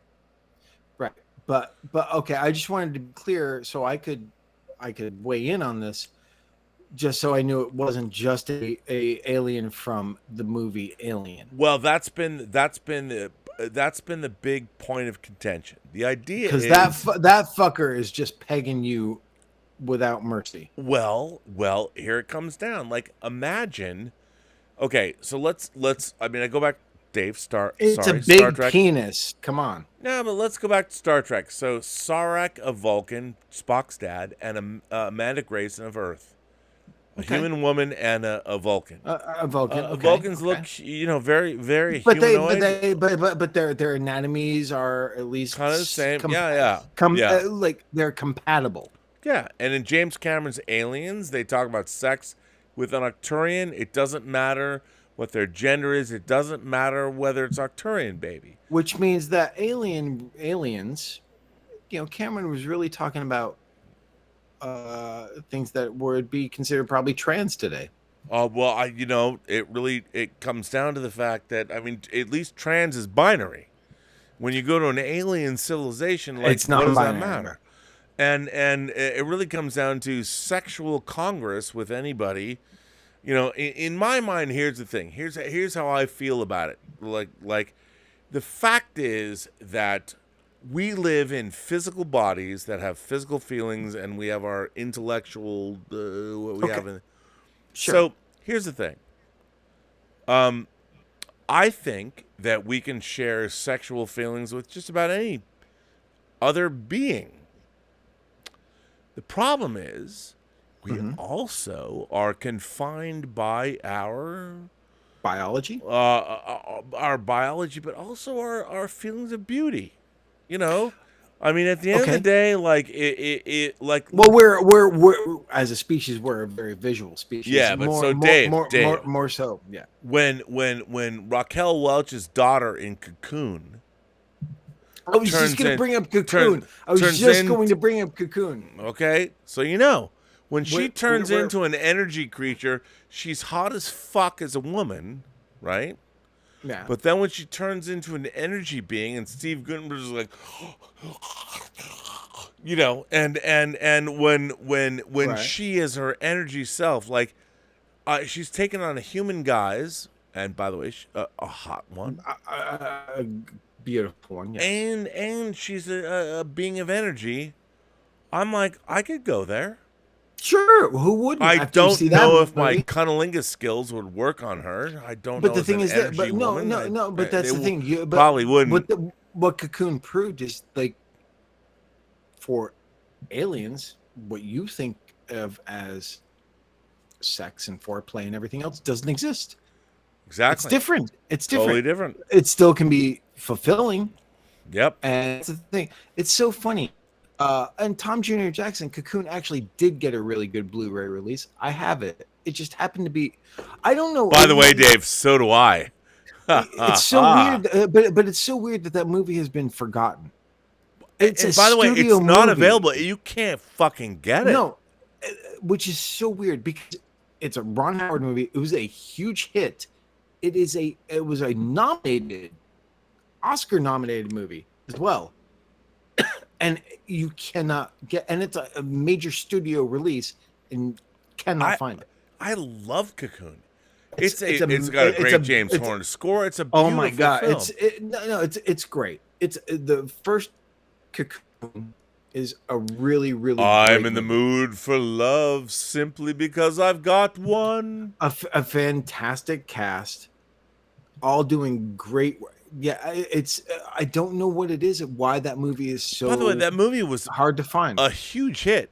Huge hit. It really was a huge hit, and like it's so funny because I had many people go, "Why isn't Cocoon on Blu-ray?" And I'm like, it was. It is on Blu-ray. Luckily, I got it. Yeah. I have it. It's right here. I have it as well. Yeah, I'm so glad I have it too because can't find it on streaming either. I don't know what the deal is with that. It's so weird. Very, very strange. And they made a sequel.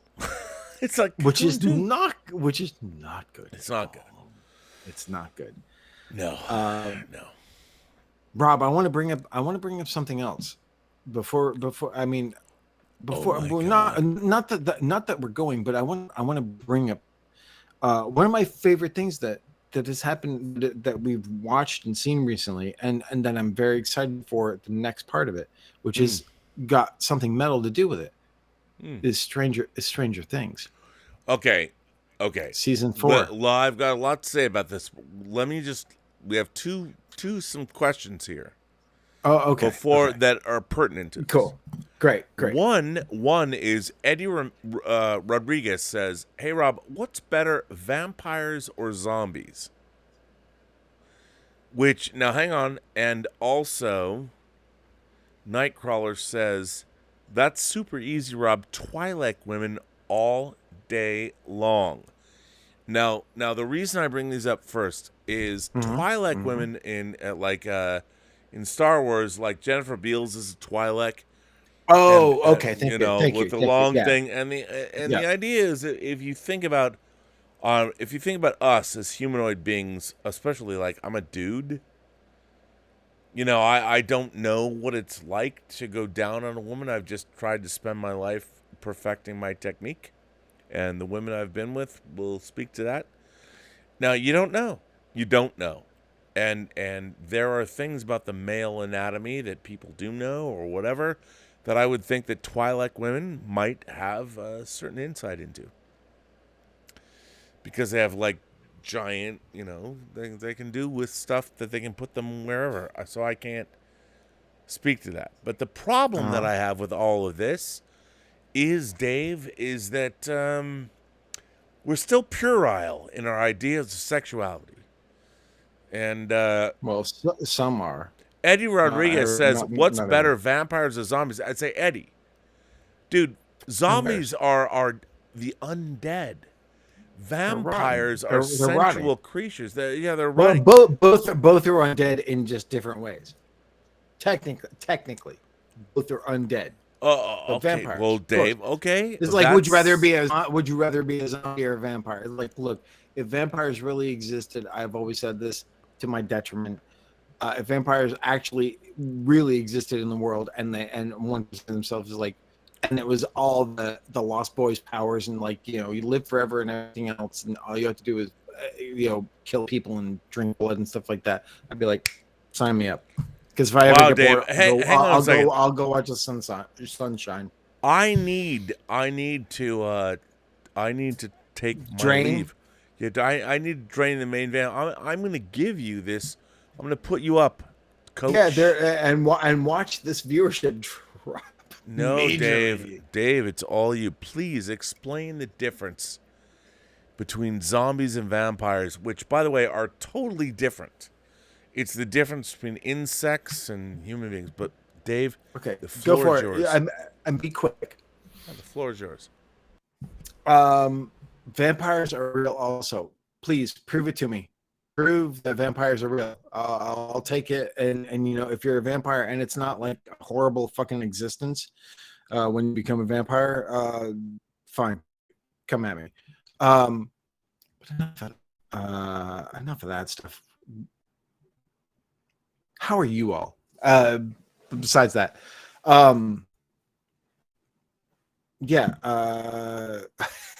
sorry guys, it's been a little while since I've been on my own on this thing. And here we were. The topic was mental health. So I'll bring it back to this because that's all I know. It's like, does music help you guys? Because I know it helps me, and that's why I had to bring it up. And of course, we've gone on for 2 hours now, and we haven't even really scratched the topic of it. And my whole point was how I wanted to bring up how music was so important, and how it absolutely was vital and in a lot of ways life-saving throughout my life in so many ways. And is that for you? And what music is that? For me, it was metal. It started early on. I'm just going to say, for me, early on, it was Twisted Sister. Because if you really, as stupid as people think Twisted Sister is, if you actually look at their lyrics and listen to their songs and everything, it was all actually very empowering kind of stuff. So that helped. Jedi Cowboy Dave, what do you think of the last horror movie you saw? The last horror movie I saw was The Black Phone. Didn't think much of it. My favorite John Carpenter flick is The Fog. I look, today or yesterday was The Thing Day, which is, I think, a masterpiece, and it took like probably almost 30 years for people to actually appreciate that movie. But The Fog, and I love Halloween. Look, John Carpenter is maybe my favorite director of all time. I've been lucky enough to hang out with Carpenter and know him a bit, so that's been great. Quick take on Ty West's movie X. I really liked X. I really, really liked X. I thought it was Ty West's best movie that I've seen so far. I agree. Incredibly fun, really fun. The only thing I didn't like about X, it's not a spoiler, For people who haven't seen it, the makeup thing didn't work. It was like I could tell right away, and that was the only problem with X with me. The story, and I'm really excited that he managed to shoot a prequel called Pearl that's already done. That'll come out, I guess, later this year at some point. I just like, but the thing is, X is one of to me, X was one of those movies where it's just like, fuck, why didn't I think of that concept? It's so, I mean, my God, what an obvious concept, and he just did it and fucking did it great. And he did do it. He did manage to create a scene that really is like icky in that movie. Yeah, like so it was like, yeah. Tom Jr. Jackson, there is a good version of Innocent Blood Blu-ray. Warner Archives released Innocent Blood on Blu-ray, so you can get that. You can absolutely get that. Well, Dave, Carpenter. I'll say. Oh, bringing up Carpenter, Rob. Did you see the remake of Firestarter? Oh, yeah. It's bad, but the Carpenter score is good. Not as, and this is the thing. Yeah, but Carpenter didn't make Firestarter. No. But John Carpenter scored the remake of Firestarter, along with Cody and Dave Davies, or his his godson, Which again, it's funny because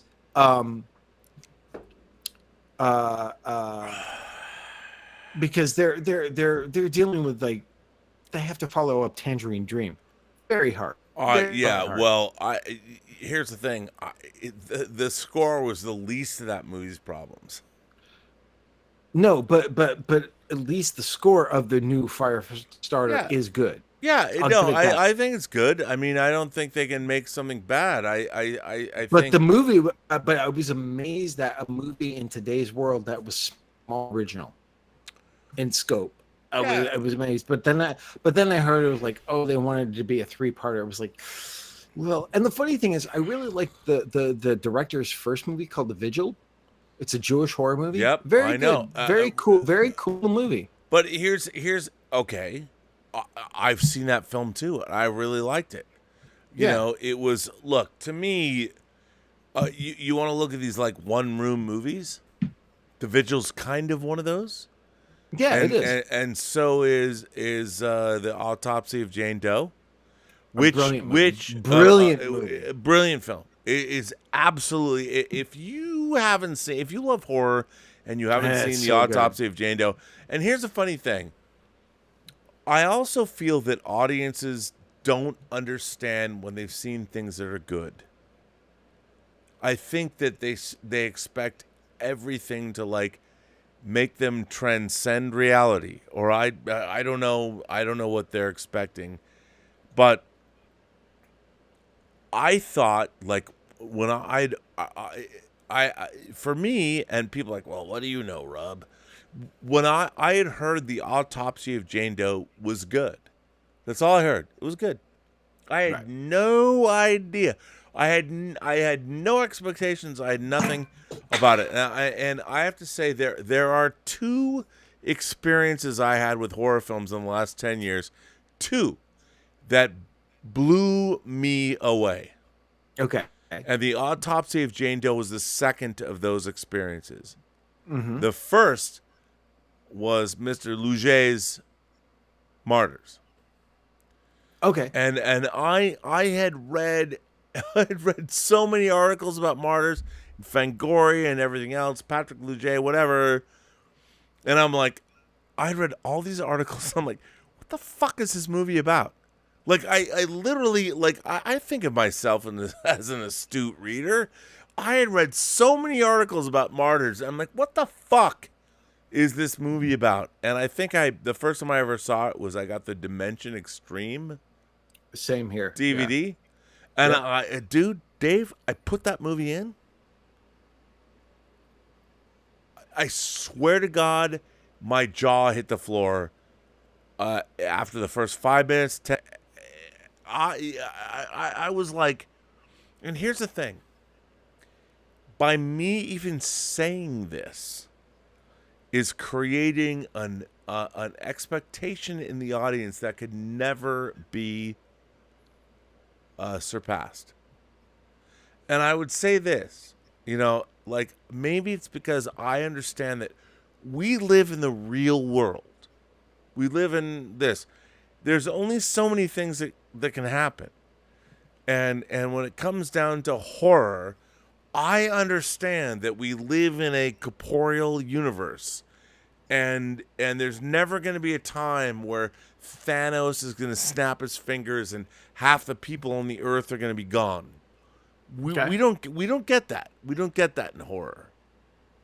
What we get in great horror is what happens to the individual. How fucked up can what can happen to any one of us be? And if you can create a movie where the idea of one person, one human being, can have so much fucked up shit happen that even the most jaded horror fan goes, oh my God. And by the way, it's not necessarily physical horror. It's not necessarily rape revenge. It's not necessarily the devil possesses you. It's definitely physical horror. It's physical. It's a combination of all of it. And when it comes down to that, you're absolutely right.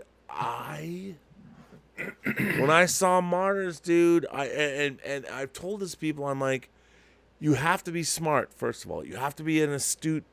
That's why I'm like, if you love science fiction, fucking read, man. Read. Understand the basics of the genre. When I saw Martyrs, dude, I was like, I was truly, I saw something I hadn't seen before. And the worst part was philosophically, I spent a week contemplating. I'm like, what the fuck?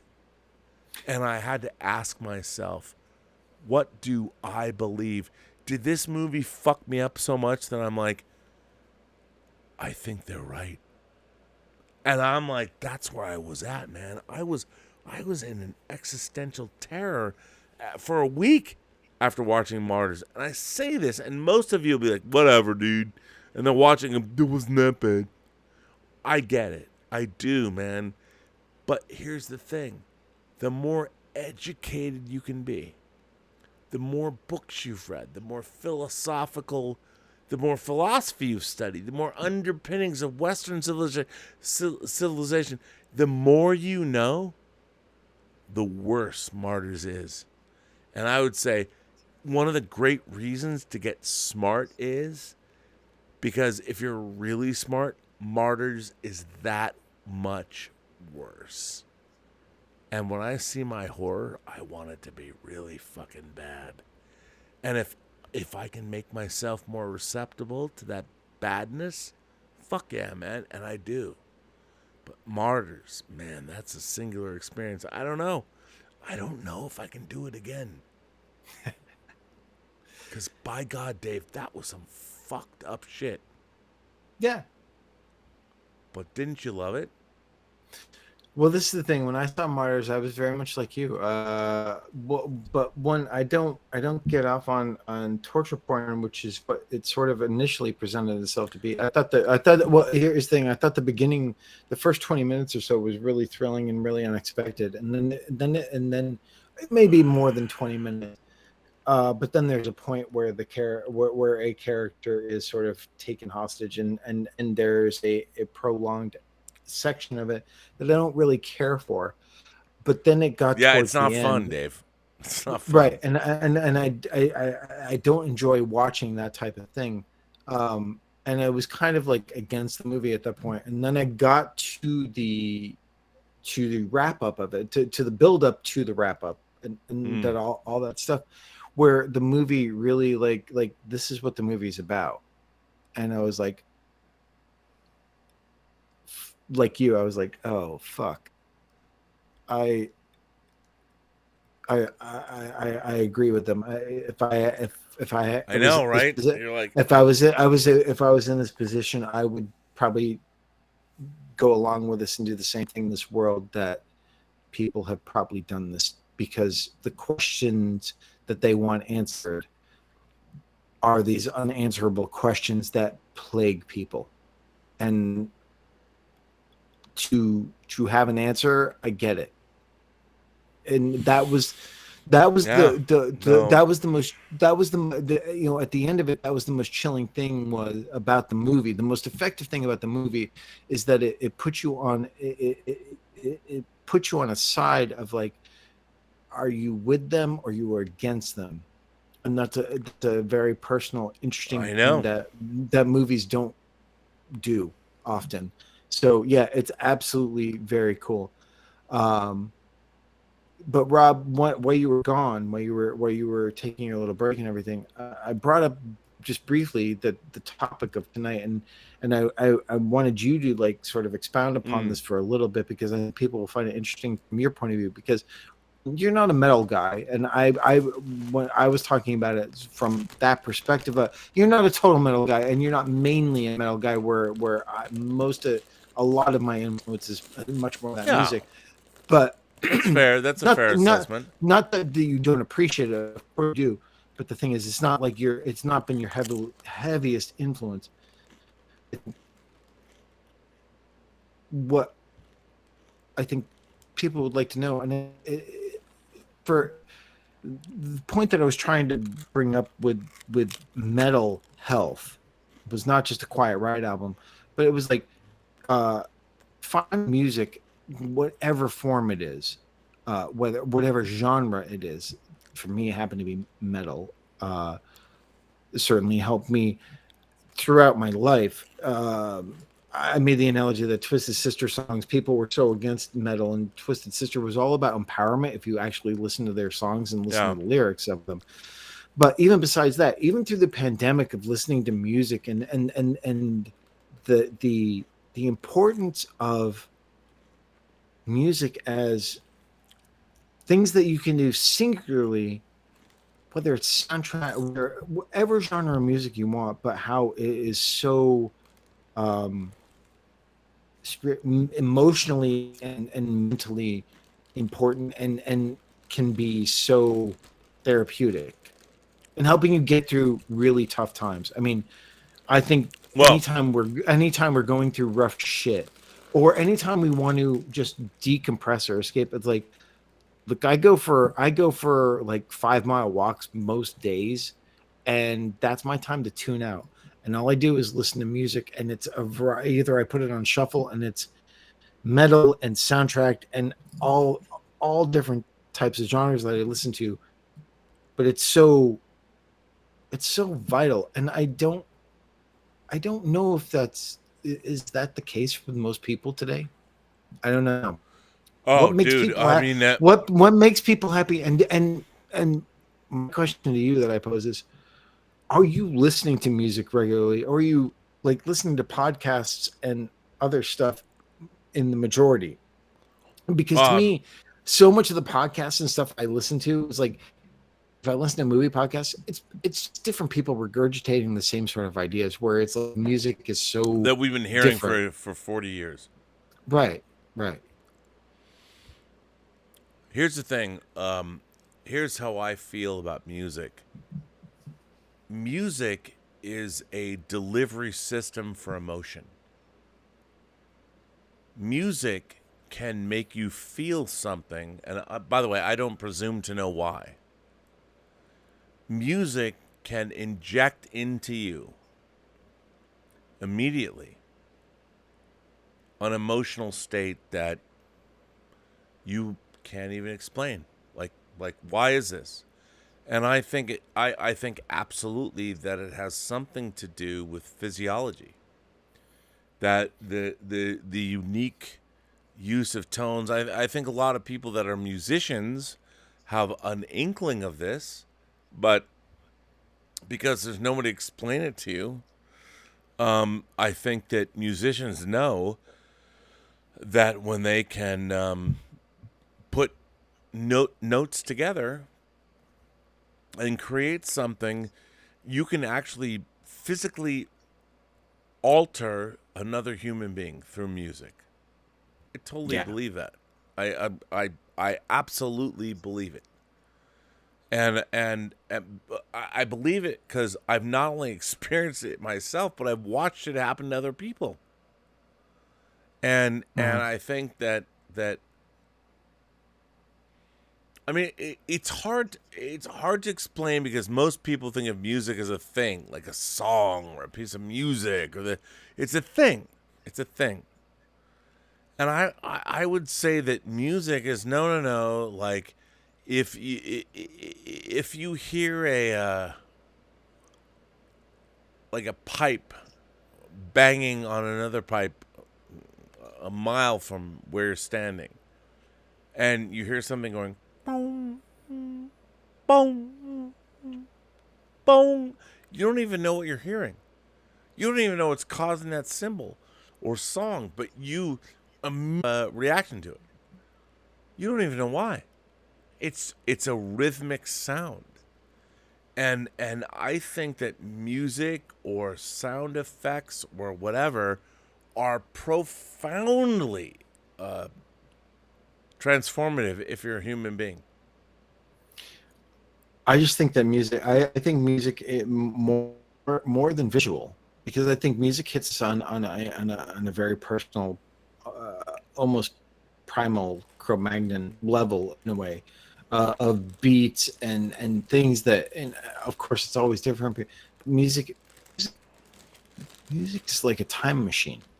You can hear a song and instantly be brought back to right where you were when you really first heard that song, or you know, music connected in some ways way more than even like movies and the stuff that we love, in personal significant ways of like bringing us back to good memory. It can evoke so many different emotions so quickly. To me, it's so weird to find people who find music just to be disposable, like movies or TV, just like so disposable, where you just sort of like that they don't get the therapeutic power, the empowering power of music in all its forms. But how do you monetize that?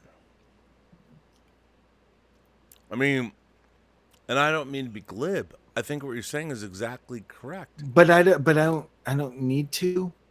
Well, okay. Luckily, I don't need to. Look, but I mean, obviously, like dealing, like interacting with a band like Chaosium, which again, very therapeutic to me when I listen to that music. It does something to my core being, just like listening to any of my favorite music, like listening to Kiss or listening to Jerry Goldsmith or John Williams or Black Sabbath, does something to my being in a different way. But I don't have to think about it in that way. But knowing a band who desperately is very much in the same situation that we are, where it's like we're doing things that we're doing to make ends meet, but we desperately want to be doing this. They're getting to do this, but not yet on that full-time level where it pays. It covers their livelihood, where they can live and not do other employment. You know, look, I mean, I am with you. I am with you 100%. But so say a Celestial rolls in. You know, you've spent 12 years of your life doing this. Mm-hmm. A Celestial rolls in, goes, yeah, this ocean's not yours anymore. And the Celestial rises up, and you get flooded out, and there's a whole remnant situation. Like, what do you do? And the fact is, none of your training, nothing that you said to us has led you to deal with the fact that the entire world you thought was real has fallen. And now, you have no control over what that. do you do? What do you do? I don't know. Okay. But you do know. Well, Rob, I want to bring up something else, which really bums me out right now, but you know this person better than me. Dennis Mason in the chat is going, I would rather have a sling blade in my eyeballs to John Williams. I would rather have cicada in my ears than John Williams. All I can say is, for my part, I feel fucking sad for you, man. You are missing out on some fucking amazing music. And if you want to sit there and go, I'm fucking old rock and roll, or I'm fucking old punk rock or something, and John Williams shit is, I'd rather have a fucking, poker in my fucking eardrum than John Williams. Like, sorry, I gotta disagree with you, man. I just don't get it. You are like the diversity of even John Williams music, but Rob, maybe you deal with Dennis way more than I do. He is a big fan of yours. He loves Star Trek. He fucking loves you. Maybe you can understand what he's trying to say. Well, look,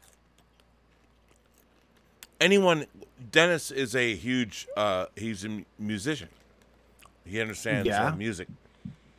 Anyone who understands, who has an inkling of musical history, understands that John Williams has borrowed a lot of his work. I mean, I would go so far as to say, look, if any of you have not heard Eric Korngold's score for King's Row,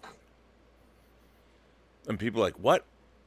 I'm just saying, Eric Korngold's score for King's Row, it's out there. You can get it. Listen to that score, and then tell me if John Williams did not liberally borrow from it. And my answer to that... He also liberally borrowed from Hoists the Planets. It doesn't make it any less than what it is. Well, okay. Yeah. No, Dave. I'm sorry.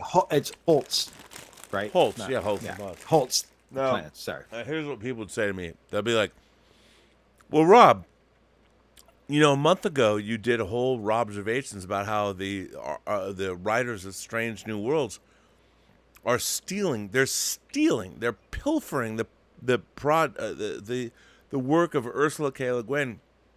And then I hadn't seen this yet, but then people came back and said, well, Robert Kurtzman admits he's stealing from her. Alex. In this interview. Don't say, pardon me, Alex. Robert, Alex. Yeah, Robert Kurtzman is an effects guy. I'm sorry. I apologize. Alex Kurtzman. Yes, I apologize. Yes, Dave, thank you. But, so here's the thing. So, what's funny is, like, people are looking for how can they justify stealing in some way, shape, or form. And Alex Kurtzman did a whole interview. Yes, well, we're stealing from the Ursula K. Le Guin story. Those who leave from Umlaas. And I'm like, wow. I mean, you're blatantly admitting you're stealing. Like you're not just stealing from other science fiction writers, you're stealing from other cast members. And it's a really weird thing. It's a bizarre here's the thing. Great storytellers know their stories work. They're not wondering if a studio is going to give them a green light. I mean, that's important. I understand that, but they're not working for it. And other people are like, well, maybe I'll get a 3-picture deal. Or other people are putting down their martini glass going, this is for you. I mean, at the end of the day, what is it we want? What do we want? Well, that's a big question. Maybe a little bit. No, Dave, it's not like as a director, producer. Well, what do you want, dude? What do you want? Do you want to make another movie? So combative. I'm already making another movie. But honestly, what I want to ask you, and I want you to talk about this. Sure. Let's go full screen with this too. When did music profoundly and significantly help you through some rough times? And what music? Okay. Well, hang on. You want me to go full screen? Right. Yeah. Okay, if you want me to go full screen, I have to take you off full screen. Hang on, and I will put myself back in that, which I can do. So Dave Parker is asking me a question, and hang on, let me go to So, let me tell you, I'll tell you in my own life when music became, I'll call it a substitute or a thing that allowed me to get through the day. That was when I first had my paper route. I want to say maybe my paper route was when I was 11 or 12. So I had 52 houses. And, I had a paper route to make money. I think I was in the 8th grade or whatever. And so I had a Walkman. And I would listen to music in my Walkman. But I found out I didn't like soundtrack records, that's what I love, because every track was different and so brassy and so different. I'm like, But there was a time where I was a soundtrack guy, and I'm in my quarters or whatever, and the burly, big black dude who was making sure I wasn't fucking anything up. I mean, that guy, came to me one day and we became friends. We talked and we talked about our own sexual desires and innuendos and all this. And the funny thing is, nothing happened, but I felt like I had the most intimate relationship of my life with this guy. Because we talked about everything. I don't know what that means. I don't know where I'm at about that, but what was interesting was we didn't want anything from each other. We were just friends. And we talked about all kinds of shit, including all our sexuality. It was a very interesting time. But at the end of the day, it was just talking shit. Whatever. So, Dave, what do you think? Is that bad? Well, you're not here. I don't even know what I said. Listen, kids. You know what I'm going to do? I'm going to end this stream because I have the power to do so. First of all, let me apologize to everybody for the technical malfeasance or the technical horrible awfulness of this stream. I apologize for that. You know what? I've been trying to deal with it. The reason I have been streaming a lot is because I know it always ends in this. But I want to thank you, Midnight Metal 77. Is that Dave Parker coming back? I don't know. Dave. Maybe not. So here's the thing. I want to thank you for the support of the channel. I want to thank my moderators and everyone who is here. We will be back, and I promise it will be much more technically proficient than it is tonight. And on that note, my friends, I'm going to end Midnight Metal episode 77. Thank you for being here. Thank you for supporting the channel. If I didn't get your super chats or tips or whatever, I will find them. I will find them. I want you all to be happy and healthy. I don't know if we're in San Diego, but either way, to all of you, I would say, remember, every person you meet has a story to tell that you have yet to hear. And all you have to do is listen. And with that, I say to everyone, have a better day. Right?